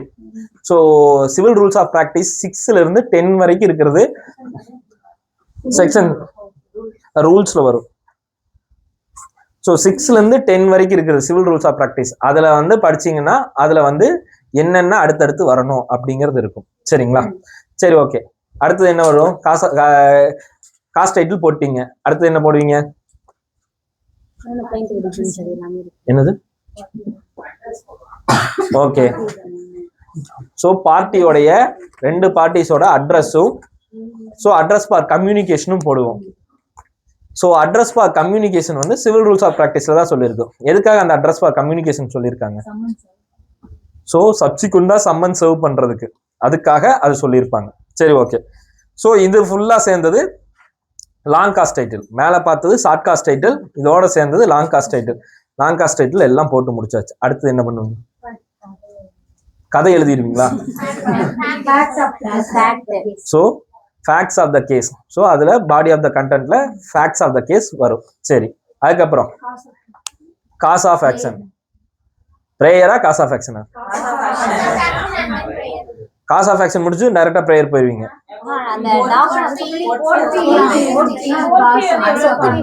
So details of valuation வரும். டீடைல்ஸ் ஆஃப் வேல்யூவேஷன் போட்டதுக்கு அப்புறம் டீடைல்ஸ் ஆஃப் டாக்குமெண்ட்ஸ் போடுறோம்.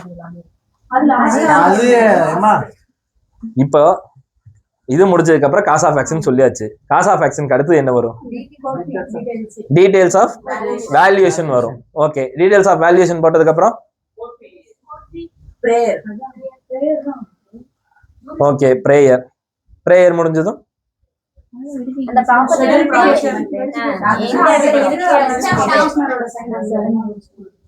ப்ரேயருக்கு அப்புறம் வெரிஃபிகேஷன். அப்படிதான் வருதா? வெரிஃபிகேஷன்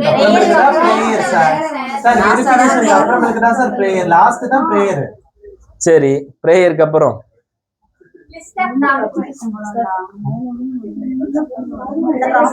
ப்ரேயருக்கு அப்புறம் தான் வெரிஃபிகேஷன். கரெக்டா தான் சொன்னீங்க. அடுத்தது சொல்லுங்க. நான் திருப்பி கொஸ்டின் கேட்டா வெரிஃபிகேஷனுக்கு அப்புறம் என்ன போடுவீங்க? வெரிஃபிகேஷனுக்கு அப்புறம் டைரக்டா லிஸ்ட் ஆஃப் டாக்குமெண்ட்ஸ். சரி, ஓகே. இதுல லிஸ்ட் ஆஃப் டாக்குமெண்ட்ஸ் அவ்வளவுதான். ஏன்னா இதுல வந்து சொத்து விவரம் இருக்காது. இல்லைன்னா ப்ராப்பர்ட்டி டீடைல்ஸ் போட்டு அப்புறம் மறுபடியும் ஒரு வெரிஃபிகேஷன் போட்டு அது போகும். சரி, ஓகே. பிளைண்ட் ரெடி பண்ணியாச்சு. பிளைண்ட ஓகே, டாக்கெட் சீட்டோட. ஸோ பிளைண்ட்ல வந்து பிளைண்டோட என்னென்ன வைக்கணும்? வக்காலத்து வைக்கணும். ஓகே, எங்க சொல்லியிருக்காங்க அது? ஓகே, சம்மன்ல என்ன வைக்கணும்? கிளைண்ட் காப்பி வைக்கணும். ஓகே, டாக்குமெண்ட் வைக்கணும்னு சொல்லியிருக்கா?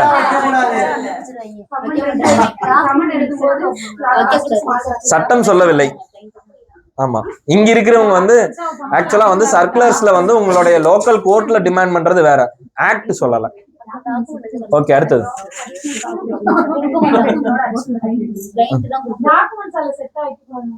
எங்க டாக்குமெண்ட் செட்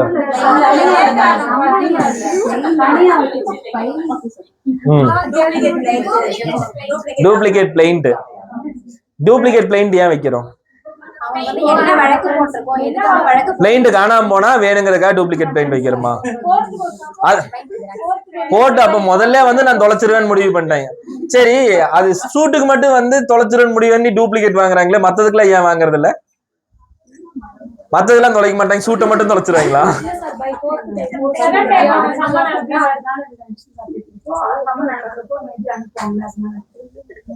சம்மன் அனுப்புறதுக்கு டூப்ளிகேட் பிளைண்ட் வைக்கிறோமா? அதுக்காகவும் வைக்கல. எதுக்காக டூப்ளிகேட் வைக்கிறோம்? நாளைக்கு எத்தனை சூட்டு பண்ற சொல்லு.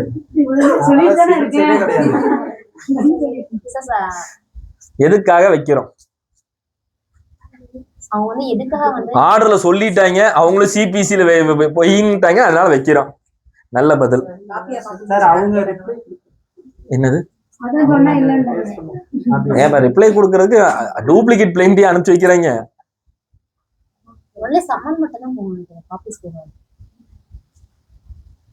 காப்பீஸோட தான் சம்மன் அனுப்பணும். உங்களுக்கு த்ரூ அமீனா போகுதுன்னா காப்பீஸோட தான் போகும். த்ரூ போஸ்ட் போகுதுன்னா அது வந்து சம்மன்ஸ் மட்டும் கூட அனுப்புறாங்க. ஸோ அதையும் இதோட தான் சேர்த்து அனுப்பணும். ஆனா நடைமுறைகள்ல செய்யறது இல்லை.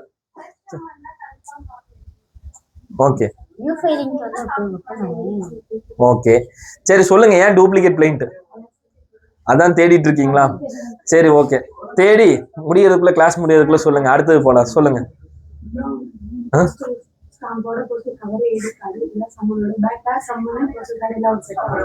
என்னது?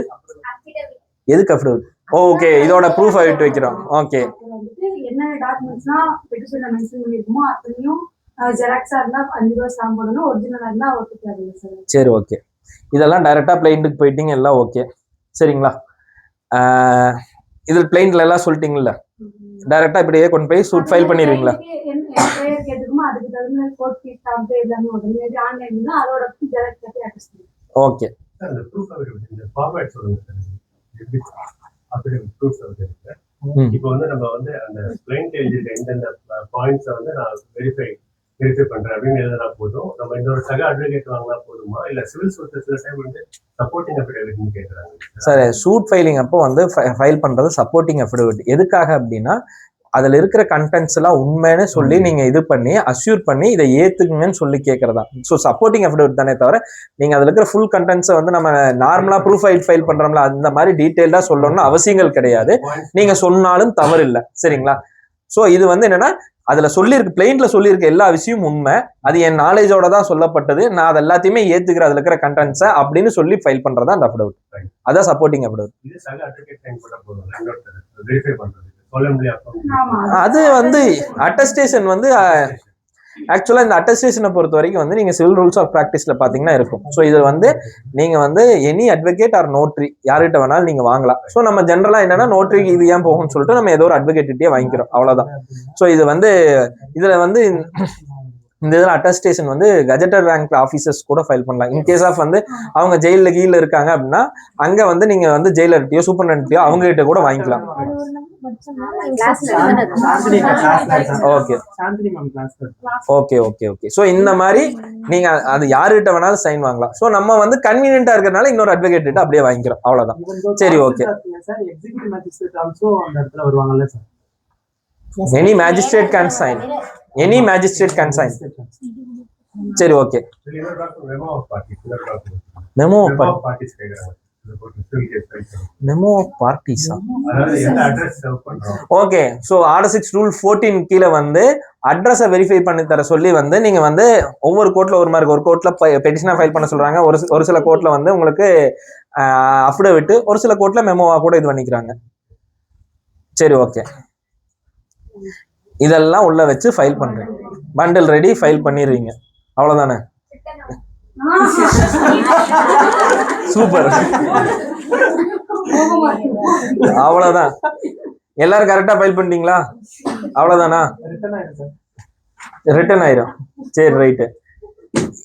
இந்த அட்வைஸ் தான் எல்லாரும் பண்ணுவீங்களா? இதுல எதுவும் தவறு இல்லையே? எல்லாம் உறுதியா இருக்கீங்களா? சொல்லுங்க. இப்படிதான் ஃபைல் பண்ணி இவ்வளவுதானே, இந்த பிரச்சனைக்கு நான் சொன்ன கேஸுக்கு இப்படித்தான் ஃபைல் பண்ணுவீங்கன்னு கேட்டேன், அவ்வளவுதானே? உறுதியா இருக்கீங்க சரியா? நான் என் சொத்தை வித்துட்டு போயிட்டேன், பணத்தை எப்படி வாங்குவீங்க? வாரண்ட் போடுவீங்க. அதெல்லாம் அப்புறம். இப்ப நீங்க கேட்டிருக்கணுமா இல்லையா? அட்டாச்மெண்ட் ஆஃப் ப்ராப்பர்ட்டி கேட்கணுமா இல்லையா? அவங்க ப்ராப்பர்ட்டி டீடைல்ஸ் இதை யாரையாவது வந்து கேட்கணும்னு சொன்னீங்களா?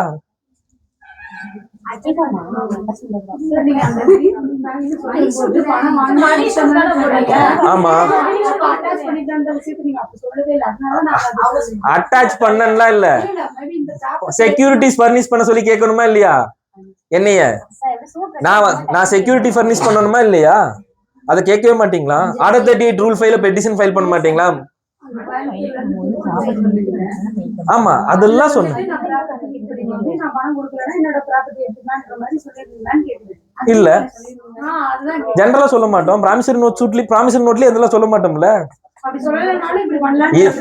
இத நீ கேட்டு வாங்கணும், இத கேட்காதவங்க தவறுன்னு சொல்றேன். சோ இது வந்து அட்வொகேட் தான் கேட்டிருக்கணும். சோ நீங்க அட்வொகேட்டா என்ன பண்ணிருக்கணும்? அவர்கிட்ட உடனே என்ன சொல்லிருக்கணும்? சார் அவருக்கு ஏதாவது சொத்து இருக்கான்னு பாருங்க, அந்த சொத்து மேல அட்டாச்மெண்ட் போடலாம், அவரோட சொத்தோட டீடைல்ஸ் எடுத்துட்டு வாங்கன்னு நீங்க கேட்டிருக்கணும் அவர்கிட்ட. டீடைல்ஸ் வாங்கும் போது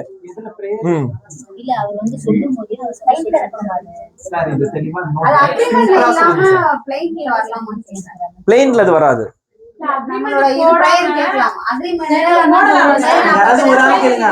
சிம்பிள் என்னன்னா, அக்ரிமெண்ட்ல எதுவுமே இல்லை. நீங்க அக்ரிமெண்ட்ல அதை பத்தி போட்டிருந்தா ஸ்பெசிபிக் பெர்ஃபார்மன்ஸோ இல்ல மார்ட்கேஜுக்கோ ஏதோ ஒன்று போய்க்குவீங்க. இது வந்து எனக்கு பணம் தரணும், இப்போ அந்த பணத்துக்கு வந்து அவர்கிட்ட ஒரே ஒரு சொத்து தான் இருக்குது. அந்த சொத்தை அவர் வித்துட்டாருன்னா என்னால ரெக்கவர் பண்ண முடியாது. அவரை தூக்கி நான் அரெஸ்ட் பண்ணி வைக்கலாம், இபி போடலாம், அதெல்லாம் இருக்குது. அரெஸ்ட் பண்ணி வச்சு எனக்கு என்ன பிரயோஜனம்? அந்த பணம் தானே வேணும்.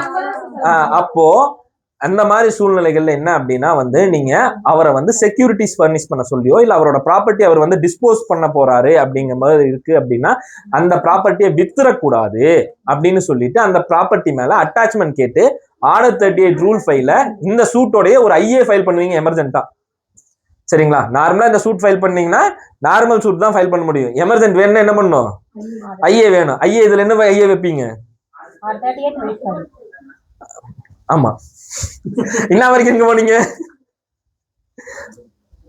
இப்பதான் கண்டே பிடிச்சிருக்கீங்களா?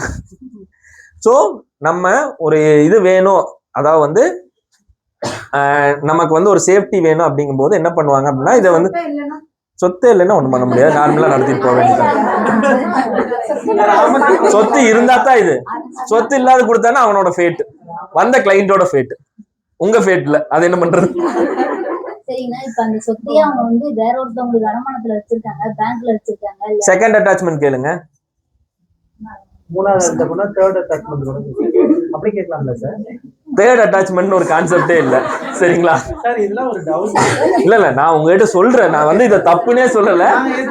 இப்ப கிளியர் ஆயிடுச்சு. தேர்ட் அட்டாச்மெண்ட் ஒரு கான்செப்டே இல்ல அப்படிங்கிறது. செகண்ட் அட்டாச்மெண்ட் தான் யாரா இருந்தாலும் பண்ண முடியும். தேர்ட் அட்டாச்மெண்ட் எங்க போய் பண்ணுவீங்க? ஆக்சுவலா வந்து பண்ணிக்கலாம். அதாவது ஃபார் எக்ஸாம்பிள் என்ன அப்படின்னா வந்து இவங்க ஃபர்ஸ்ட் வந்து ஒரு ப்ராப்பர்ட்டி இருக்கு, இவங்க அமௌண்ட் தரணும்னு வச்சுங்க. இவங்க வந்து ஒரு 10 லட்ச ரூபாய் எனக்கு அமௌண்ட் தரணும். சரிங்களா? இந்த அமௌண்ட்டுக்காக வந்து நான் கேஸ் போடுறேன். இதுக்கு முன்னாடியே என்ன பண்ணிருக்காங்க, இவங்க இதை வந்து பேங்க்ல அடமானம் வச்சிருக்காங்க, அங்க ஒரு 10 லட்ச ரூபாய்க்கு வச்சுட்டாங்க. அந்த இடம் வந்து ஒரு 1 கோடி ரூபாய் போகும். நான் வந்து ஃபர்ஸ்ட் ஒரு தீர்ப்பு வாங்கிடுறேன். நீங்க உங்களுக்கு அவங்க ஒரு 10 லட்ச ரூபாய் தரணும். நீங்க 2வது தீர்ப்பு வாங்கிட்டு வர்றீங்க. சரிங்களா? நான் என்ன பண்றேன், நான் போய் ஃபர்ஸ்ட் சார்ஜ் கிரியேட் பண்றேன். ஸோ அவங்க ஏற்கனவே ஒரு சார்ஜ் இருக்கு, 2வதா நான் ஒரு சார்ஜ் கிரியேட் பண்ணுறேன். மறுபடியும் நீங்க ஒரு சார்ஜ் கிரியேட் பண்ணலாமா? கிரியேட் பண்ணலாம். சரிங்களா? அதுக்கு பேரும் செகண்ட் சார்ஜ் தான், அது தேர்ட் சார்ஜ்ங்கிற பேர் இல்ல. சோ நீங்களும் கிரியேட் பண்ணிக்கலாம். இந்த மாதிரி எத்தனை பேருக்கு இருக்கோ அத்தனை பேரும் சார்ஜ் கிரியேட் பண்ணலாம். ஆனா ஆர்டர்ல தான் வரும். யாரு ஃபர்ஸ்ட் போய் அட்டாச்மெண்ட்டை ரைஸ் பண்ணாங்களோ அந்த ஆர்டர்ல தான் வரும். எப்பவுமே வந்து செக்யூர்டு கிரெடிட்டாருக்கு தான் ஃபர்ஸ்ட் ப்ரிஃபரன்ஸ். செக்யூர்டு கிரெடிட்டார்னா யாரு? Who is secured creditor? ப்ராப்பரா ஒரு டாக்குமெண்ட்ஸ் வச்சிருக்கணும். ப்ராப்பரா டாக்குமெண்ட்ஸ் வச்சிருக்கணும். பேங்க் செக்யூர்டு கிரெடிட்டரா? பேங்க்னாலே செக்யூர்டு கிரெடிட்டரா? யார் செக்யூர்டு கிரெடிட்டர்? செக்யூரிட்டி பேர்ல கடன் கொடுத்தவர் சார். பேங்க் வந்து இத வந்து அடமானமா வச்சிருக்கு. ஈஸில என்ட்ரி போட்டுருவாங்க, எம்ஓடிடி போட்டுட்டு. அது அந்த ஷூரிட்டி அந்த கான்செப்ட்ல அவங்க வந்துட்டு அடமானம் வச்சுட்டு அவங்க ஐ மீன் டாக்குமெண்ட் அவங்க கிட்ட இருக்கும் சார். ஓகே. சோ ஒரு செக்யூரிட்டி பேஸ் பண்ணி, சோ உங்களுக்கு செக்யூரிட்டியை வாங்கிட்டு அது பேஸ் பண்ணி கொடுக்கறது. சோ இந்த செக்யூரிட்டி வந்து ரிஜிஸ்டர்டா இருக்கணும். சரிங்களா? அன்ரிஜிஸ்டர்டா இருக்கக்கூடாது. ஸோ நான் வந்து என்னுடைய டைட்டில் டாக்குமெண்ட்ஸ் உங்ககிட்ட கொண்டு வந்து கொடுத்து அதை நம்ம வந்து மார்ட்கேஜ் பண்ணியிருக்கலாம், இல்லை டெபாசிட் ஆஃப் டைட்டில் டீட்ஸ் பண்ணியிருக்கலாம். Anything it should be registered. இந்த மாதிரி அந்த மாதிரி ரிஜிஸ்ட்ரேஷன் பண்ணி அதை பண்ணதுக்கு அப்புறம் அது பேஸ் பண்ணி வந்து ஒருத்தர் கடன் கொடுக்குறாருல, he is secured creditor. So அவருடைய கடனை முதலில் தீர்க்க வேண்டும். அந்த கடனை தீர்த்ததுக்கு அப்புறம் அடுத்தடுத்த அட்டாச்மெண்ட்ஸ் யாரு வருதோ அவங்க கடனை அதுல இருந்து எடுத்து இது பண்ணலாம். சரிங்களா? அதை சப்சிக்வெண்டா சேல் பண்ணி எடுக்கிறது அதெல்லாமே செகண்டரி. ஓகே சரி, எப்பவுமே மறந்துடக்கூடாது, என்னைக்கு மணி ஷூட் வந்தாலும் மணி ஷூட்ல அவருக்கு ப்ராப்பர்ட்டி இருக்கு. ஏன்னா நமக்கு செக்யூரிட்டி வேணும். நம்ம வந்து ஆக்சுவலா நீங்க ஃபைனலா ஒரு டிகிரி வாங்கிடலாம். டிகிரி வச்சுட்டு அவர் என்ன பண்ணுவாரு? பணம் வாங்கினா தானே ஏதாவது. பணத்துக்கு எப்பவுமே அவர் ஏதோ வேலைக்கு போயிட்டு இருக்காருன்னா பிரச்சனை கிடையாது. ஒரு கவர்மெண்ட் ஜாப்ல இருக்கிறாரு, அவரை பார்த்து கடன் கொடுத்தா சேலரியாவது அட்டாச் பண்ணி ஏதாவது பண்ணலாம். அப்படி இருக்கிறவங்க கிட்ட கடன் வாங்கியிருந்தா அதெல்லாம் பிரச்சனை ஆச்சுன்னா அவர் செட்டிலே பண்ணியிருப்பாரு. சரிங்களா? சூட் வரைக்கும் போகாது. நமக்கு வர்றது எல்லாருமே வந்து வச்சிருக்கிறது அந்த ஒரு சொத்து தான் இருக்குமா இருக்கும், அதை வித்துருவாருங்கிற நிலைமையில தான் வருவாங்க. சரிங்களா? ஸோ அதனால எப்பவுமே அதை வந்து நம்ம இது பண்ணிக்கணும். என்னன்னா நீங்க கேஸ் போட்டு இந்த ஆர்டர் 38 ரூல் ஃபைல செக்யூரிட்டி ஃபர்னிஷ் பண்ண சொல்லி நோட்டீஸ் அவருக்கு சர்வ் ஆனதுக்கு அப்புறம் அதை அவர் டிஸ்போஸ் பண்ணா மட்டும்தான் உங்களால கேட்க முடியும். நீங்க பெட்டிஷன் நோட்டீஸ் சர்வ் ஆகிறதுக்கு முன்னாடி அவர் அதை என்ன டிஸ்போஸ் பண்ணியிருந்தாலும் வாங்கினவர் போனஃபைட் பர்ச்சேசர் தான், அவர்கிட்ட இருந்து போய் உங்களால மீட்க முடியாது. பட் எக்ஸம்ஷன் நான் ஏற்கனவே சொன்ன மாதிரி ஐபி ஃபைல் பண்ணி அதுல நீங்க வந்து அதை நிரூபிக்கிறீங்க அப்படிங்கிற பட்சத்துல அதெல்லாம் செகண்டரி. ஆனா மணி சூட்ல அதை எடுக்கிறதுக்கு வாய்ப்பே கிடையாது. சரிங்களா? ஸோ அதனால அதை வந்து ப்ரிகாஷனா இருக்கணும். சரி, ஒரு அந்த வாங்கினவங்கள தேர்ட் பார்ட்டியா சேர்த்து உள்ள கொண்டு வந்து அவங்களுக்கு மணி சூட்ல இங்க அந்த ஆப்ஷனே கிடையாது. நோட்டீஸ் சர்வ் ஆகிறதுக்கு முன்னாடி வித்துட்டாங்கன்னா உங்களுக்கு மணி சூட்ல அந்த ப்ராப்பர்ட்டி இல்ல. அது இல்லாம தான் நீங்க வந்து அவர்கிட்ட ரெக்கவரிக்கு என்ன பண்ணணுமோ பண்ணிக்கணும். ஸோ அதனாலதான் ஃபர்ஸ்டே வந்து அந்த இடத்த சேர்த்து 38 ரூல் 5 அனுப்பணும்னு சொல்றேன். ஏன்னா அவங்க வித்துட்டு போயிட்டாங்கன்னா என்ன பண்ணுவீங்க? நீங்க எல்லாம் டிகிரி எல்லாம் வாங்கிட்டு இபி போய் எக்ஸிக்யூட் பண்ற அன்னைக்கு அந்த இடம் இல்ல, என்ன பண்ணுவீங்க? ஒண்ணும் பண்றதுக்கு இல்ல. சரி ஓகே, சரி ஒரு சூட் ஃபைல் பண்ணியாச்சு. அடுத்தது நம்பர் ஆகுது. நம்பர் ஆகி ஒரு கோர்ட்டுக்கு அலாட் பண்ணியாச்சு. அதுக்கப்புறம் சம்மன் ஆகுது. சரி, சம்மன் போகுது. சம்மன் சர்வ் ஆகல. சம்மன் சர்வ் ஆகல. சம்மன் சர்வ் ஆகல. சம்மன் என்ன அது போயிட்டு லெஃப்ட் இல்லைன்னா வந்து டோர் லாக்டு இந்த மாதிரி ஏதோ ஒன்று வருது. சரிங்களா? செகண்ட் பேட்டா தொடர்ச்சியா கட்டுறீங்க. அந்த மாதிரி ஆள் அங்க இல்ல, அவர் காலி பண்ணிட்டு போயிட்டாரு. என்னமா அடுத்து ஒரு 2 ரூபா கோட்டன் போஸ்ட் சேம் அட்ரஸ் அதே இருக்கும். இல்ல வேற அட்ரஸ் இல்ல அது பண்ணுவோம். அதுக்கப்புறம் பிரைவேட் கேட்போம். சோ இதுல வந்து அவங்களுக்கு சர்வ் பண்றதுக்கு அடுத்தடுத்து தெரிஞ்ச அட்ரஸ் இல்ல. சோ அதுக்கு தான் வந்து ஆர்டர் 6 ரூல் 14A வந்து உங்களை வந்து அட்ரஸை வந்து கொடுக்க சொல்றது. அந்த அட்ரஸை நீங்க அப்டேட்ல கொடுப்பீங்க. சப்போஸ் சப்சிக்வெண்டா அங்க இருந்து அட்ரஸ் மாத்திட்டான்னு தெரியுதுன்னா மறுபடியும் ஒரு மெமோ கொடுத்தீங்கன்னா அந்த அட்ரஸ் பேஸ் பண்ணி நீங்க வேற அட்ரஸ்க்கு அப்படியே அனுப்பலாம். சோ இந்த மாதிரி நீங்க வெவ்வேறு அட்ரஸ்க்கு அனுப்புறீங்க. இந்த மாதிரி எந்த அட்ரஸ்க்கு ரீச் பண்ணவே முடியல. அப்போ பேப்பர் பப்ளிகேஷன் தான் இருக்குதா செக்ஷன்ல? சோ சப்ஸ்டிடியூட்டர் சர்வீஸ் அப்படின்னு சொல்லி இருக்கு. சோ சப்ஸ்டிடியூட்டர் சர்வீஸ்ல நிறைய வகைகள் இருக்குது. ஆனா நம்ம கன்வீனியன்ஸ்க்கு வழக்கத்துல வந்து பேப்பர் பப்ளிகேஷனை மட்டும் எடுத்துக்கிறோம். சரிங்களா? அதை தாண்டி ஊருக்கு போய் தண்டரா போட்டு அதெல்லாம் சொல்றது அதெல்லாமே நிறைய ஆப்ஷன்ஸ் இருக்கு. அதெல்லாம் வந்து இல்ல இதுலயே இருக்கு சப்ஸ்டிடியூட் சர்வீஸ்லயே. ஆனா அந்த சர்வீஸ் எதுவுமே வந்து ரெகக்னைஸ்டா நம்ம யூஸ் பண்றது இல்ல. இங்க ஆப்ஷன்ஸா வந்து யூஸ் பண்றது RFI ரூல் 20ல பேப்பர் பப்ளிகேஷனை மட்டும் தான் நம்ம வந்து வழக்கத்துல யூஸ் பண்ணிக்கிட்டு இருக்கோம். வேற எதையும் வழக்கத்துல யூஸ் பண்றது இல்ல. பண்ணலாம், வழக்கத்துல பண்றது அது நடைமுறையில் இல்ல. அது வந்து நீங்க இனி போய் பண்றதா இருந்தாலும் கோர்ட் அதை பெருசா என்கரேஜ் பண்றது இல்ல. சரி ஓகே. இன்கேஸ் இதெல்லாம் வந்து அவர் இல்ல இது பண்ண முடியும், அவர் வந்து ஃபாரின் போயிட்டார். நீங்க ஃபார் எக்ஸாம்பிள் எனக்கு அனுப்புறீங்க, நான் ஃபாரின் போயிட்டேன். இப்ப எனக்கு எப்படி சர்வ் பண்ணுவீங்க? விசில வருவீங்க. என்னமா? WhatsApp, email. ஓகே சரி, என்னோட இமெயில் அதுதாங்கிறது எப்படி நிரூபிப்பீங்க? வாட்ஸ்அப், இமெயில் எல்லாம் ஓகே தான். அது என் வாட்ஸ்அப் நம்பர் இமெயில் நம்பர்னு எப்படி நிரூபிப்பீங்க?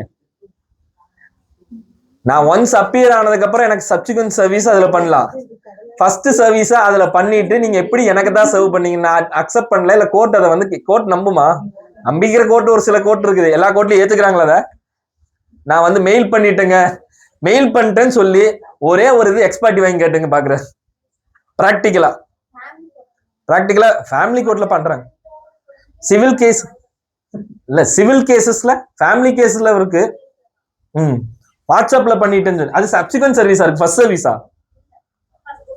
ஃபர்ஸ்ட் சர்வீஸ்க்கு தான் நான் கேக்குறேன்.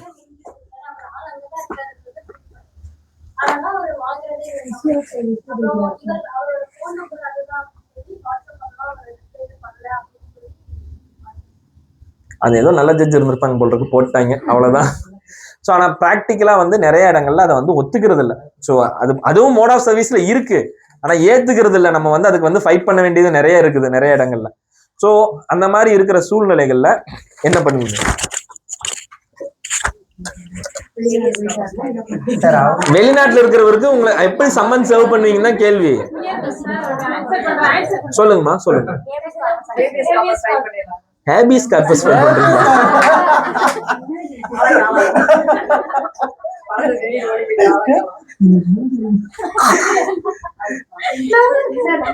சொல்லுங்க.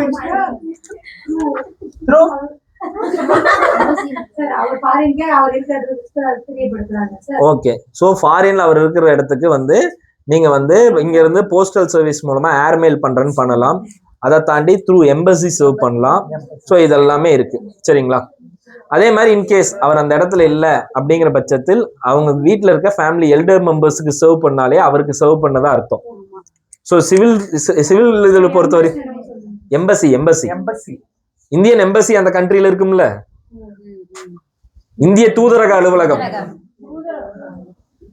ஸோ அங்க தூதரக அலுவலகத்துக்கு அனுப்பிச்சிங்கன்னா அவங்க வந்து அவங்களுக்கு சர்வ் பண்ணிடுவாங்க. ஸோ நீங்க ஃபாரின் போறீங்க அப்படின்னா உங்களோட ரெக்கார்ட்ஸ் அங்க இருக்கும். நம்மளோட எம்பசில உங்களோட ரெக்கார்ட்ஸ் நீங்க எங்க இருக்கீங்கிறது இருக்கும். ஸோ இந்த மோட்ஸ்ல எல்லாம் சர்வ் பண்ணலாம். சரி, ஓகே. இந்த so last known residing address அப்படின்னு ஒன்று இருக்கும்ல, அதை வச்சு நீங்க பேப்பர் பப்ளிகேஷன் கொடுத்து சப்சிக்வெண்டா மூவ் பண்ண போறீங்க. ஆனா இதுல என்னன்னா அவரோட சொத்து ஏதாவது இருந்ததுன்னா அதெல்லாம் மூவ் பண்ணி ஏதாவது பிரயோஜனம் இருக்கு. அவருக்கு சொத்தும் இல்லைன்னு வச்சுங்களேன், இதெல்லாம் வாங்கிட்டு நீங்க வந்து 1 லட்சம் ரூபாய் அவருக்கு கொடுக்கணும்னு ஒரு பேப்பர் வச்சுக்கலாம் கையில, அந்த பேப்பர் மட்டும் வச்சுக்கலாம். அதுக்கப்புறம் என்ன பண்ணுவீங்க? இபியும் போட முடியாது, எதுவும் போட முடியாது. அவர் எங்க இருக்கான்னு தெரிஞ்சா நீங்க ஏதாவது பண்றதுக்கு. சோ பிராக்டிக்கல் டிஃபிகல்ட்டி மட்டும் தான் சொல்றேன், மத்தபடிலாம் வேற ஒண்ணும் இல்ல. சொல்லுங்க. பேப்பர் பப்ளிகேஷன் போட்டு பேப்பர் பாஸ்வாங்கனா உங்களுக்கு வேணும். சப்போஸ் அப்படியும் பார்க்கல, அவங்க அட்ரஸ்க்கும் போகல, பேப்பர் பப்ளிகேஷன் போட்டும் போகல, நம்ம சைடு போட்டோன்ற ஒரு இது நீங்க எக்ஸ்பர்ட்டி பண்ணிட்டு சப்சிக்வெண்டா ப்ரொசீட் பண்ணி டிகிரி வாங்கி போறீங்க, அவ்வளவுதான். அதான் இதுல என்னன்னா இந்த அவங்க வராம பண்றது எல்லாத்துலயுமே சொத்து ஏதாவது இருந்ததுன்னா மணி சூட்ல பிரயோஜனம் இருக்கு. இல்லைன்னா அதுக்கப்புறம் கேஸ் நடத்துறது வந்து சும்மா பேருக்கு ஒரு பேப்பர் வாங்கி வச்சுக்கலாம்னு நடத்தலாம். அதுக்கப்புறம் வந்து அது கிளைண்டோடைய விதின்னு தான் அந்த இடத்துல சொல்ல முடியும். அந்த இடத்துல சரி சப்சிக்வெண்டா அதெல்லாம் வாங்கியாச்சு. ஸோ அவர் வந்து கோர்ட்டுக்கு வர்றாரு. சரிங்களா? இந்த மாதிரிலாம் நீங்க சர்வ் பண்ணி முடிச்சிட்டீங்க. சர்வ் பண்ணது கோர்ட்டுக்கு வர்றாரு. வந்தது என்ன ஆகுது? அவங்க சைடு ஒரு அதுக்கப்புறம் 2 சைடு கவுண்டர் போயிருக்கு.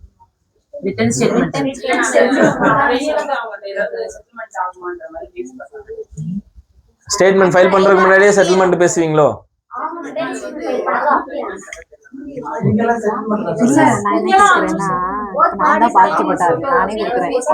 அது ஸ்டேட்மெண்ட் எல்லாம் போட்டதுக்கு அப்புறம் தானே.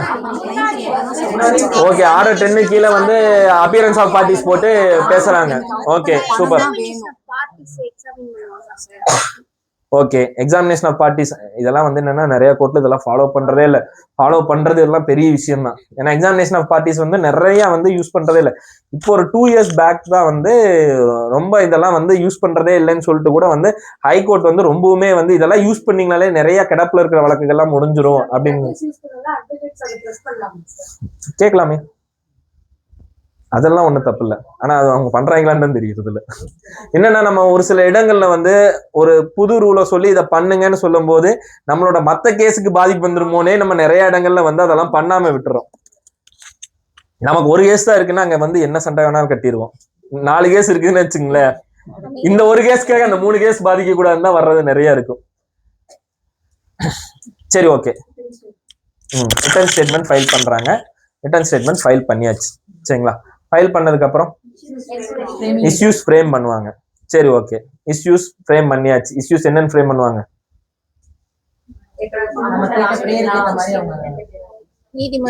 இந்த கேஸ்ல தான் நான் ஏதாவது சொல்லட்டுமே. அவர் என்ன சொல்றாரு? நான் வாங்கின பணத்தை எல்லாத்தையுமே கொடுத்துட்டேன், எல்லாரும் வாங்கவே இல்லை, இவர் யாருன்னு எனக்கு தெரியாது அப்படின்னு சொல்றேன்.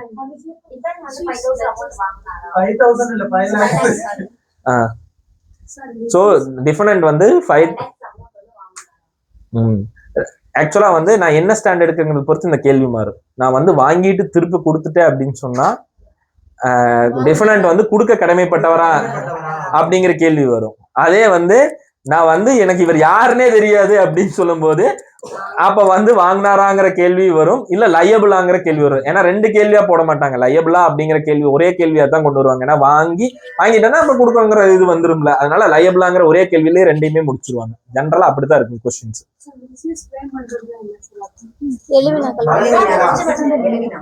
அதாவது வந்து நான் வந்து பிளைண்ட் ஃபைல் பண்ணிருக்கேன், நீங்க ரிட்டர்ன் ஸ்டேட்மெண்ட் ஃபைல் பண்ணிருக்கீங்கன்னு வச்சுங்களேன். 2யும் கோர்ட் படிச்சு முடிச்சதும் இதுல இந்த கேள்விக்கெல்லாம் பதில் தெரிஞ்சுன்னா நம்ம முடிச்சுட்டு போயிடலாம் அந்த கேஸ அப்படின்னு ஜட்ஜஸ் வந்து 2யும் படிச்சுட்டு இந்த 2க்கு வந்து என்னென்ன கேள்விக்கெல்லாம் பதில் வந்தா இந்த பிரச்சனை முடிஞ்சிடும் அப்படின்னு. ஃபார் எக்ஸாம்பிள் நம்ம என்ன இப்ப வந்து பணம் வந்து நான் கொடுத்துருக்கேன், அவன் திருப்பி தரலைங்கிற கேஸ். நீங்க என்ன சொல்றீங்க? நான் இவர் யாருன்னே தெரியாதுங்க, பணம் கொடுக்கவே இல்லை. இப்ப இதுல என்ன முடிவு பண்ணும் ஜட்ஜு?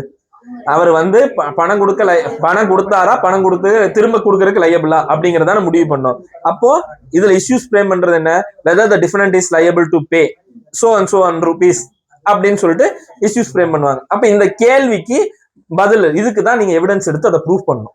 நம்ம ஜென்ரலா என்ன பண்ணுவோம் அப்படின்னா இஷ்யூஸ் ஃப்ரேம்டு அப்படின்னு வந்ததும் அதோட சரி, அது என்ன இஷ்யூ ஃப்ரேம் பண்ணாங்கன்னு யாருமே போய் டைரி பார்த்தோ இல்ல கோர்ட்ல அந்த இதை வாங்கியோ பார்த்து எழுதுற பழக்கமே கிடையாது. எல்லா கோர்ட்லயும் பண்றது இல்லையா இஷ்யூஸ் ஃப்ரேம்டு அப்படின்னு செப்பரேட் டாக்கெட் அட்டாச் அப்படின்னு தான் நிறைய இதுல வருது. ஒரு சில கோச்ல வந்துருது பிரச்சனை இல்ல, ஆனா ஒரு சில கோச்ல வர்றது இல்ல.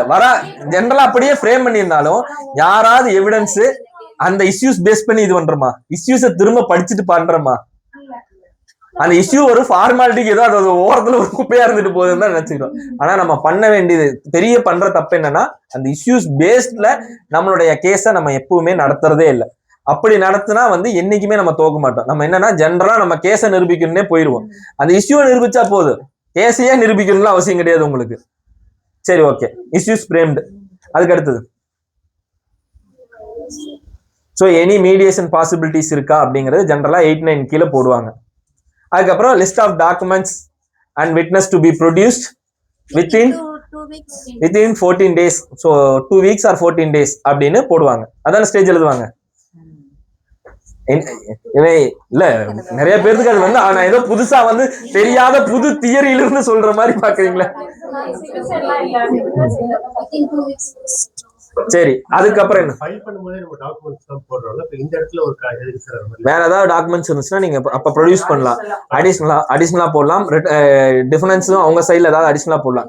இந்த மாதிரி இந்த 14 daysல நீங்க போடுற டாக்குமெண்ட்ஸ்க்கு நீங்க பெட்டிஷனோ பெர்மிஷனோ கோர்ட்டு கிட்ட கேட்க வேண்டிய அவசியங்கள் இல்லை. அதுக்கப்புறம் நீங்க டாக்குமெண்ட்ஸ் போடுறீங்க அப்படின்னா கோர்ட்டு கிட்ட இருந்து பெர்மிஷன் வாங்கணும். சரிங்களா? ஏன் இங்க மட்டும் அந்த இது தேவையில்லை? இந்த 14 daysல அப்படின்னு எங்க சொல்லிருக்கு? ட்ரையலுக்கு முன்னாடி இருக்கு. 14 daysக்கு கொடுக்க வேண்டியது இல்லைன்னு சொல்லு. 14 daysக்கு வேண்டியது இல்லை. அதான் ஏன்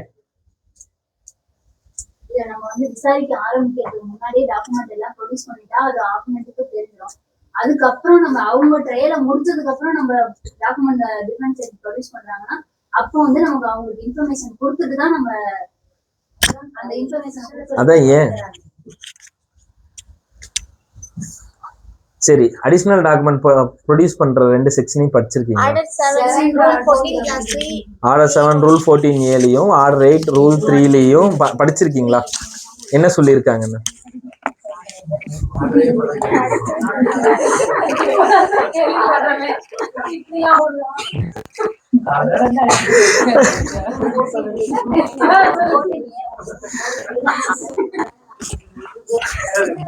order 7 rule 14A order 8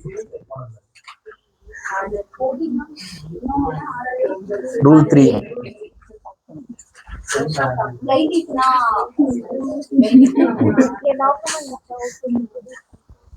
so அதுல உங்களுக்கு ஆக்சுவலா டாக்குமெண்ட்ஸ் அடிஷனல் டாக்குமெண்ட்ஸ் உள்ள ப்ரொடியூஸ் பண்றீங்க அப்படின்னா கோர்ட்டோடைய பெர்மிஷனோட தான் நீங்க உங்களோட ப்ளீடிங்ஸோட ப்ரொடியூஸ் பண்ணலைன்னா ப்ரொடியூஸ் பண்ணணும்னு இருக்கு. சரிங்களா? இங்க என்னன்னா கோர்ட் உங்களை ப்ரொடியூஸ் பண்ண சொல்லி கேட்கும்போது என்ன ஆயிடுச்சு, ஆட்டோமேட்டிக்கா பெர்மிஷன் கிராண்டட். ஸோ உங்களுக்கு பெர்மிஷன் கிராண்ட் பண்ணதுனால நீங்க அந்த பீரியடுக்குள்ள நீங்க டாக்குமெண்ட்ஸ் போடலாம். அதுக்கு தான் அங்க பெட்டிஷன் போட வேண்டியது இல்லை. ஸோ ஜென்ரலா ப்ளீடிங்ஸோட ஃபைல் பண்ணாதப்ப போடுறப்பெல்லாம் போடணும். சரிங்களா? ஸோ இதெல்லாம் முடிஞ்சிச்சு, ட்ரையல் ஆரம்பிக்கணும். சரிங்களா? ட்ரையல் அடுத்த வகுப்புல ஆரம்பிச்சிடலாம். டைம் முடிஞ்சிச்சுன்னு சொல்லிட்டாங்க.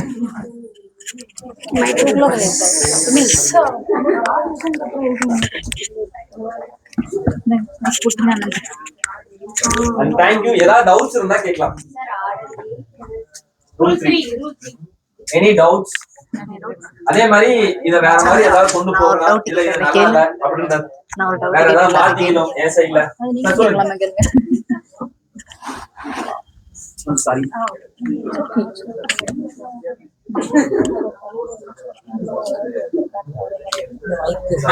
மைக் இந்தாங்க என்கிட்ட இருக்கு நீங்க வச்சுங்க. அப்புறம் நம்ம கான்ஃபியூஷன் இல்லாம இருந்தது அந்த டாபிக் இது வந்து என்னன்னா கம்பைல் பண்ணது, ஏற்கனவே இருக்கிற ப்ரொசீஜர்ஸ் இருந்ததுல இதெல்லாம் வந்து என்னன்னா நம்ம வழக்கத்துல பயன்படுத்திக்கிட்டு இருந்த ஒவ்வொரு கோர்ட்லயும் பயன்படுத்திக்கிட்டு இருந்த விஷயங்கள்லாம் கம்பைல் பண்ணதுதான் இது. அதெல்லாம் என்னன்னா வந்து வேற நாடுகள்ல இருந்து எடுத்து புதுசா இது பண்ணது. சரிங்களா? இந்த கோடு ரெண்டுமே வந்து முதல்ல இவங்க பிரிட்டிஷ் பீரியட்ல கம்பைல் பண்ணனால அவங்கதான் அந்த கோடுங்கிற வார்த்தை. நம்ம சப்சிக்வெண்டா வந்து இந்தியன் கவர்மெண்ட் வந்ததுக்கு அப்புறம்லாம் அந்த வார்த்தைகளை யூஸ் பண்ணல.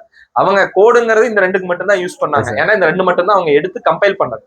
இல்ல எனக்கு டவுட், முன்னாடி படிச்ச மாதிரி ஞாபகம் இந்த கோடுங்கிற வேர்டு எதுக்காக வருதுன்னா, இப்போ இந்த சிபிசி இருக்குல்ல, சிவில் ப்ரொசீஜர்லயே சிபிசி தான் வந்து ஒரு மெயினான ஒரு சோர்ஸா இருக்கும்.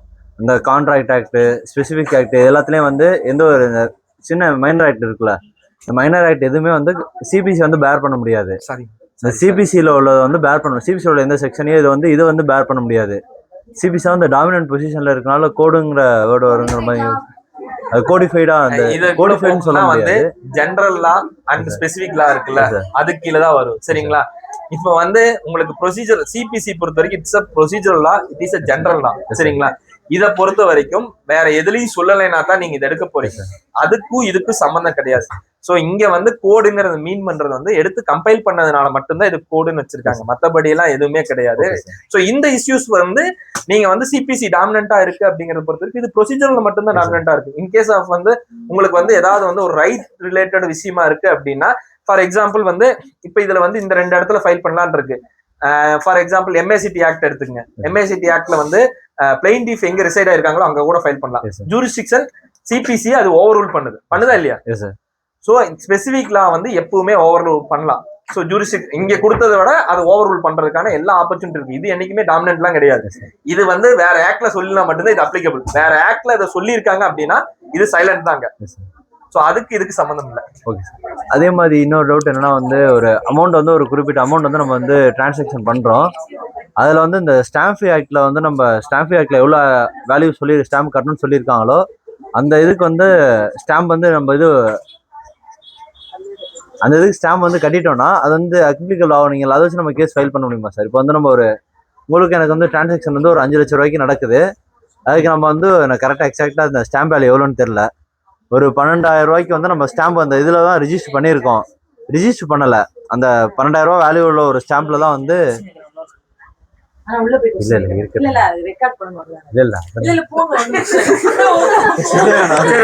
சொல்லுங்க.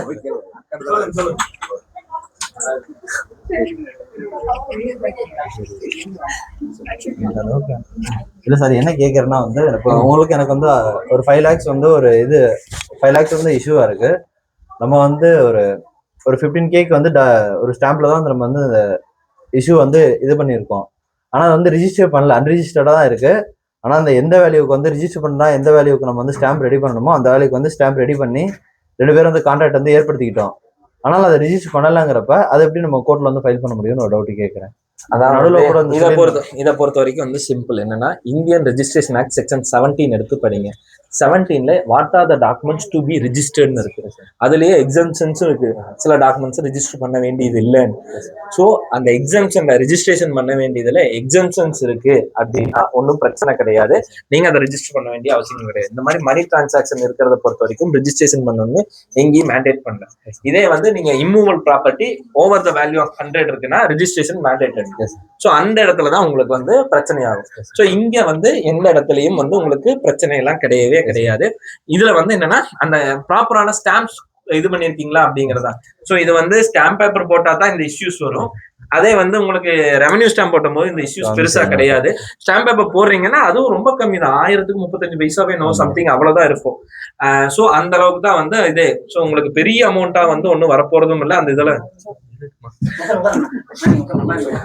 சோ அந்த இது வந்து எங்கேயுமே இஷ்யூ ஆக போறது இல்லை. ஸோ அந்த ரெஜிஸ்ட்ரேஷன் ஆக்ட்ல எதெல்லாம் வந்து இருக்குன்னு அந்த லிஸ்ட் இருக்கும். ஒரு கிட்டத்தட்ட ஒரு 20 இருக்கும். ஸோ அது வந்து வகையா கிளாசிஃபை பண்ணிருப்பாங்க. ஸோ அந்த இதுல ஏதாவது மேண்டேட் பண்ணியிருந்தாங்கன்னா மட்டும் நீங்க ரெஜிஸ்டர் பண்ணா போதும். இல்லைன்னா ரெஜிஸ்டர் பண்ண வேண்டிய அவசியங்கள் கிடையாது. ஸோ ஸ்டாம்ப் ப்ராப்பரான ஸ்டாம்ப் கட்டியிருந்தா போதும். இப்போ ஃபார் எக்ஸாம்பிள் உங்களுக்கு ஸ்பெசிபிக் பெர்ஃபார்மன்ஸ் சூட் போடுறீங்க, அன்ரிஜிஸ்டர் சேல் அக்ரிமெண்டா இருக்கு.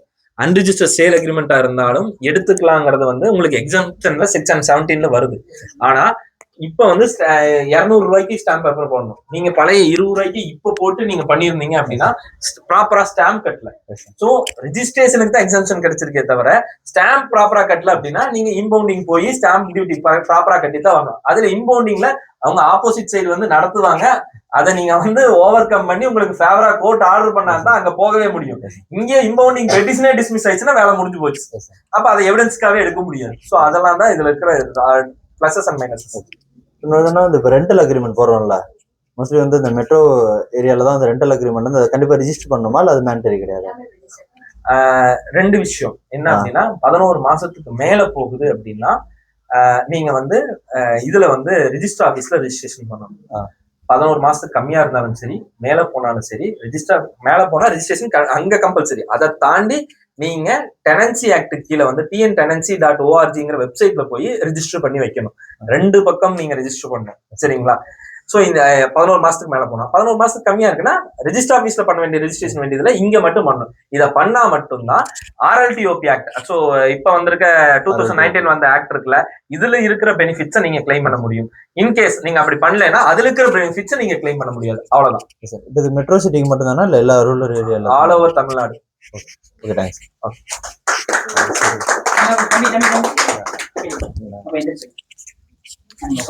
ஒன்னும் பிரச்சனை.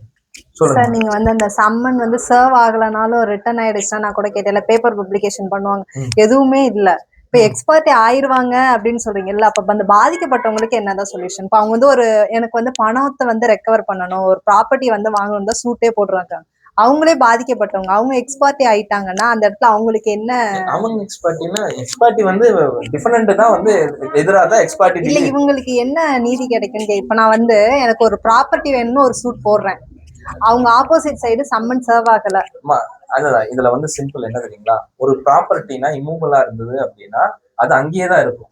அந்த ப்ராப்பர்ட்டி அவங்க ஆப்போசிட்ல டிஃபரெண்ட் வர்றாங்க வரல, அதை பொறுத்து நீங்க உங்களோட கிளைமை நீங்க நிரூபிக்கிறீங்க அப்படின்னா எக்ஸ்பர்ட்டி டிகிரியா இருந்தா கூட எடுத்து தந்துடலாம். சரிங்களா? இது வந்து இம்மூவலா இருந்தா. இப்ப கேஸே நடக்கலனால இம்மூவபிள் ப்ராப்பர்ட்டியா இருக்கும்போது எக்ஸ்பர்ட்டியா வந்து சப்சிக்வெண்டா எவிடன்ஸ் எடுத்து நீங்க வாங்கிடலாம். அதே வந்து ஒரு மூவபிள் ஐட்டமா இருக்கு. சரிங்களா? அது பணமா இருக்கலாம், இல்ல வேற ஏதாவது ஷேர்ஸா இருக்கலாம், வேற ஏதாவது சோ இன்டான்ஜிபிள் ஐட்டம்ஸ் ஆர் டான்ஜிபிள்ஸ், அந்த மாதிரி என்னவா இருந்தாலும் அதை மூவபிளா போயிருது அப்படிங்கும் போது அவரையே பிடிக்க முடியும். எங்க போய் தேட முடியும்? இப்ப நீங்க தான் அவரை தேடி கண்டுபிடிச்சிட்டு வரணும். சோ இதுல வந்து பார்ட்டியோட இதுதான் இருக்கு. அந்த மாதிரி ஓடி போறவர் இல்ல, அந்த மாதிரி போயிருங்கன்னு நம்பி நீங்க கொடுத்தது எல்லாத்தையுமே வந்து கவர்மெண்ட் வந்து சேஃப்கார்ட் பண்ண முடியாது. அவர் எங்காவது இருக்காரு நீ சொல்லு, அங்க இருந்து நம்ம என்ன பண்றோம்னு ப்ரொசீஜர் சொல்லலாம். அவன் எங்க இருக்காருன்னே தெரியல அப்படின்னா ஒண்ணுமே பண்ண முடியாதுங்கிற நிலைமை தான். இந்த இம்மூவபிள் ப்ராப்பர்ட்டில டிபெண்டன்ட் சைடு தான் பட்டா எல்லாமே இருக்கு, லேண்ட் எல்லாமே. இப்ப எக்ஸ்பர்ட்டி ஆயிட்டாங்க, இப்ப அந்த பாதிக்கப்பட்டவங்களுக்கு அந்த நிலத்தை எடுக்கிறதுக்கு தான் டைரக்ஷன் கொடுப்பாங்களா? சோ அப்பதான் உங்களுக்கு அது தெரியும். நிரூபிச்சான்னா கேஸ் நடக்காம எப்படி சார்? கேஸ் நடத்துவீங்களா? எக்ஸ்பர்ட்டி ஆர்டர், அதுக்கப்புறம் உங்க சைடுல இருக்கிற எவிடன்ஸ் எல்லாம் கொண்டு போய் கோர்ட்ல கொடுப்பீங்க ட்ரையல்ல. அந்த எவிடன்ஸ் வந்து கோர்ட் ஜட்ஜ் வந்து கன்வின்ஸ் ஆனாருன்னா உங்களுக்கு ஃபேவரா எக்ஸ்பர்ட்டி டிகிரி பாஸ் பண்ணுவாரு. அந்த டிகிரி பேஸ் பண்ணி இபில போய் எடுத்துருங்க. இது கன்வின்ஸ் ஆனதுதான். எக்ஸ்பர்ட்டி டிகிரினாலே வந்து உங்களுக்கு ஃபேவரா ஆர்டர் கொடுக்கணும்னு அவசியம் கிடையாது. நீங்க கொடுத்த டாக்குமெண்ட்ஸ் வந்து போராத டாக்குமெண்ட்ஸ் பத்தல, இதுல வந்து இதெல்லாம் பேஸ் பண்ணி ஆர்டர் கொடுக்க முடியாதுன்னா டிஸ்மிஸ் கூட பண்ணலாம். அதுல கன்வீனியன்ஸ் ஜட்ஜ் ஆனாங்க, எல்லாமே ப்ராப்பரா இருந்துச்சு அப்படின்னா ப்ராப்பரா எல்லா எவிடன்ஸ், ஃபார் எக்ஸாம்பிள் வந்து இந்த கட்டடம் இருக்கு, இந்த கட்டடம் எனக்கு வேணும்னு நான் வந்து இந்த இதுல பொசிஷன் எடுத்து கொடுங்கன்னு நான் வந்து கேட்கறேன். சரிங்களா? பொசிஷன் எடுத்து கொடுக்குறேன்னு கேட்கும் போது நான் வந்து இந்த இடத்துக்கு எனக்கு உரிமை வந்ததுன்னு உரிமை டாக்குமெண்ட்டை நான் நிரூபிக்கணும். அது என் கடமை. இதை வந்து நடத்தவே இல்லை அவங்க. அப்படி இருந்தா கூட என்னோட கடமைன்னு ஒண்ணு இருக்குல்ல, நான் என்ன பண்ணும், இது எனக்கு எப்படி உரிமை வந்ததுன்னு நிரூபிக்கணும், அவங்க கிட்ட ஏன் போச்சுன்னு நிரூபிக்கணும், இதை எதனால பிரீச் ஆகி நீங்க இப்ப எடுக்கிறீங்கிறத நிரூபிக்கணும். இதெல்லாம் கோர்ட் கன்வின்ஸ் ஆகணும். கோர்ட் கன்வின்ஸ் ஆச்சு அப்படின்னா ஓகேப்பா, அவன் தான் ஓனரா இருக்கான், வாடகை கொடுத்து இருந்திருக்கான், வாடகை வந்து இப்ப கரெக்டா தரல, நான் இப்ப எடுத்து தர்றாங்க.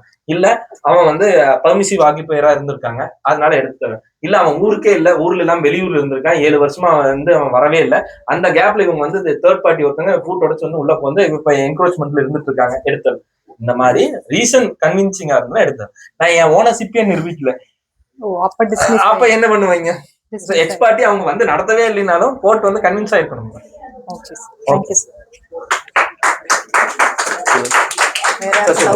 சொல்லுங்க சார்.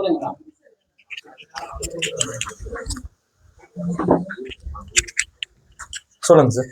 சார் ஒரு 125ல வந்து சிஆர்பிசியில் ஒரு கேஸ் போட்டது sir, wife side. So order ஆயிடுச்சு. அப்புறம் 128ல கலெக்ஷனுக்கு போட்டது சார். அது வந்து வாரண்ட் கலெக்ஷன் போட்டு தெரிஞ்சவொன்னே ஹஸ்பண்ட் என்ன பண்ணிட்டாரு, சொத்தை வந்து தம்பி பேருக்கு எழுதிட்டாரு, செட்டில்மெண்ட் கிஃப்டீடா எழுதிட்டாரு சார், கிஃப்டீடா. இப்போ வந்து என்னன்னா, இப்போ வந்து அந்த 128ல இவர் எழுதி வச்சதுக்கு அப்புறம் தான் warrant for recovery of fine போட்டு ஒன்றும் பண்ண முடியல சார். என்ன சொல்றாங்கன்னா சிவில் கேஸ்ல பாத்துக்கங்க அப்படிங்கிறாங்க. இப்போ இதுக்கு என்ன சார் சிவில் கேஸ் போடுறது? இதுக்கு வந்து நீங்க வந்து சார்ஜ் டிகிரிலே போட்டு சார்ஜ் அது மேல கிரியேட் பண்ணுங்க. சிபிசியில் போட்டுட்டு எங்க சொத்து இருக்கோ அங்க போட்டுட்டு சார்ஜ் கிரியேட் பண்ணணுமா சார்? ஆனா பேர் மாறிடுச்சு, இப்போ ஹஸ்பண்ட் பேர்ல இருந்து தம்பி பேருக்கு இதுவே சொல்லி இந்த இது வந்ததுக்கு அப்புறம் தான் பண்ணிருக்காங்கன்னு சொல்லிட்டு சார்ஜ் டிகிரி கிரியேட் பண்ணுங்க. Okay sir. அது வந்து 1 இயர் தான் நம்ம லாஸ்ட் 1 இயருக்கு மெயின்டெனன்ஸ் வாங்க முடியும் அப்படியா சார்? 1 இயர் தான். Okay sir, thank you sir. இது செக்ஷன் என்ன சார் சொன்னீங்க, இந்த சார்ஜ் டிகிரி? ஆர்டர் ரூல் 1லே போடுங்க. அது பிளைன் பண்ணிடலாம். நார்மல் ப்ரேயர் தான், நார்மல் ப்ரேயர். நார்மல். சரி சார், தேங்க்யூ சார். ஓகே.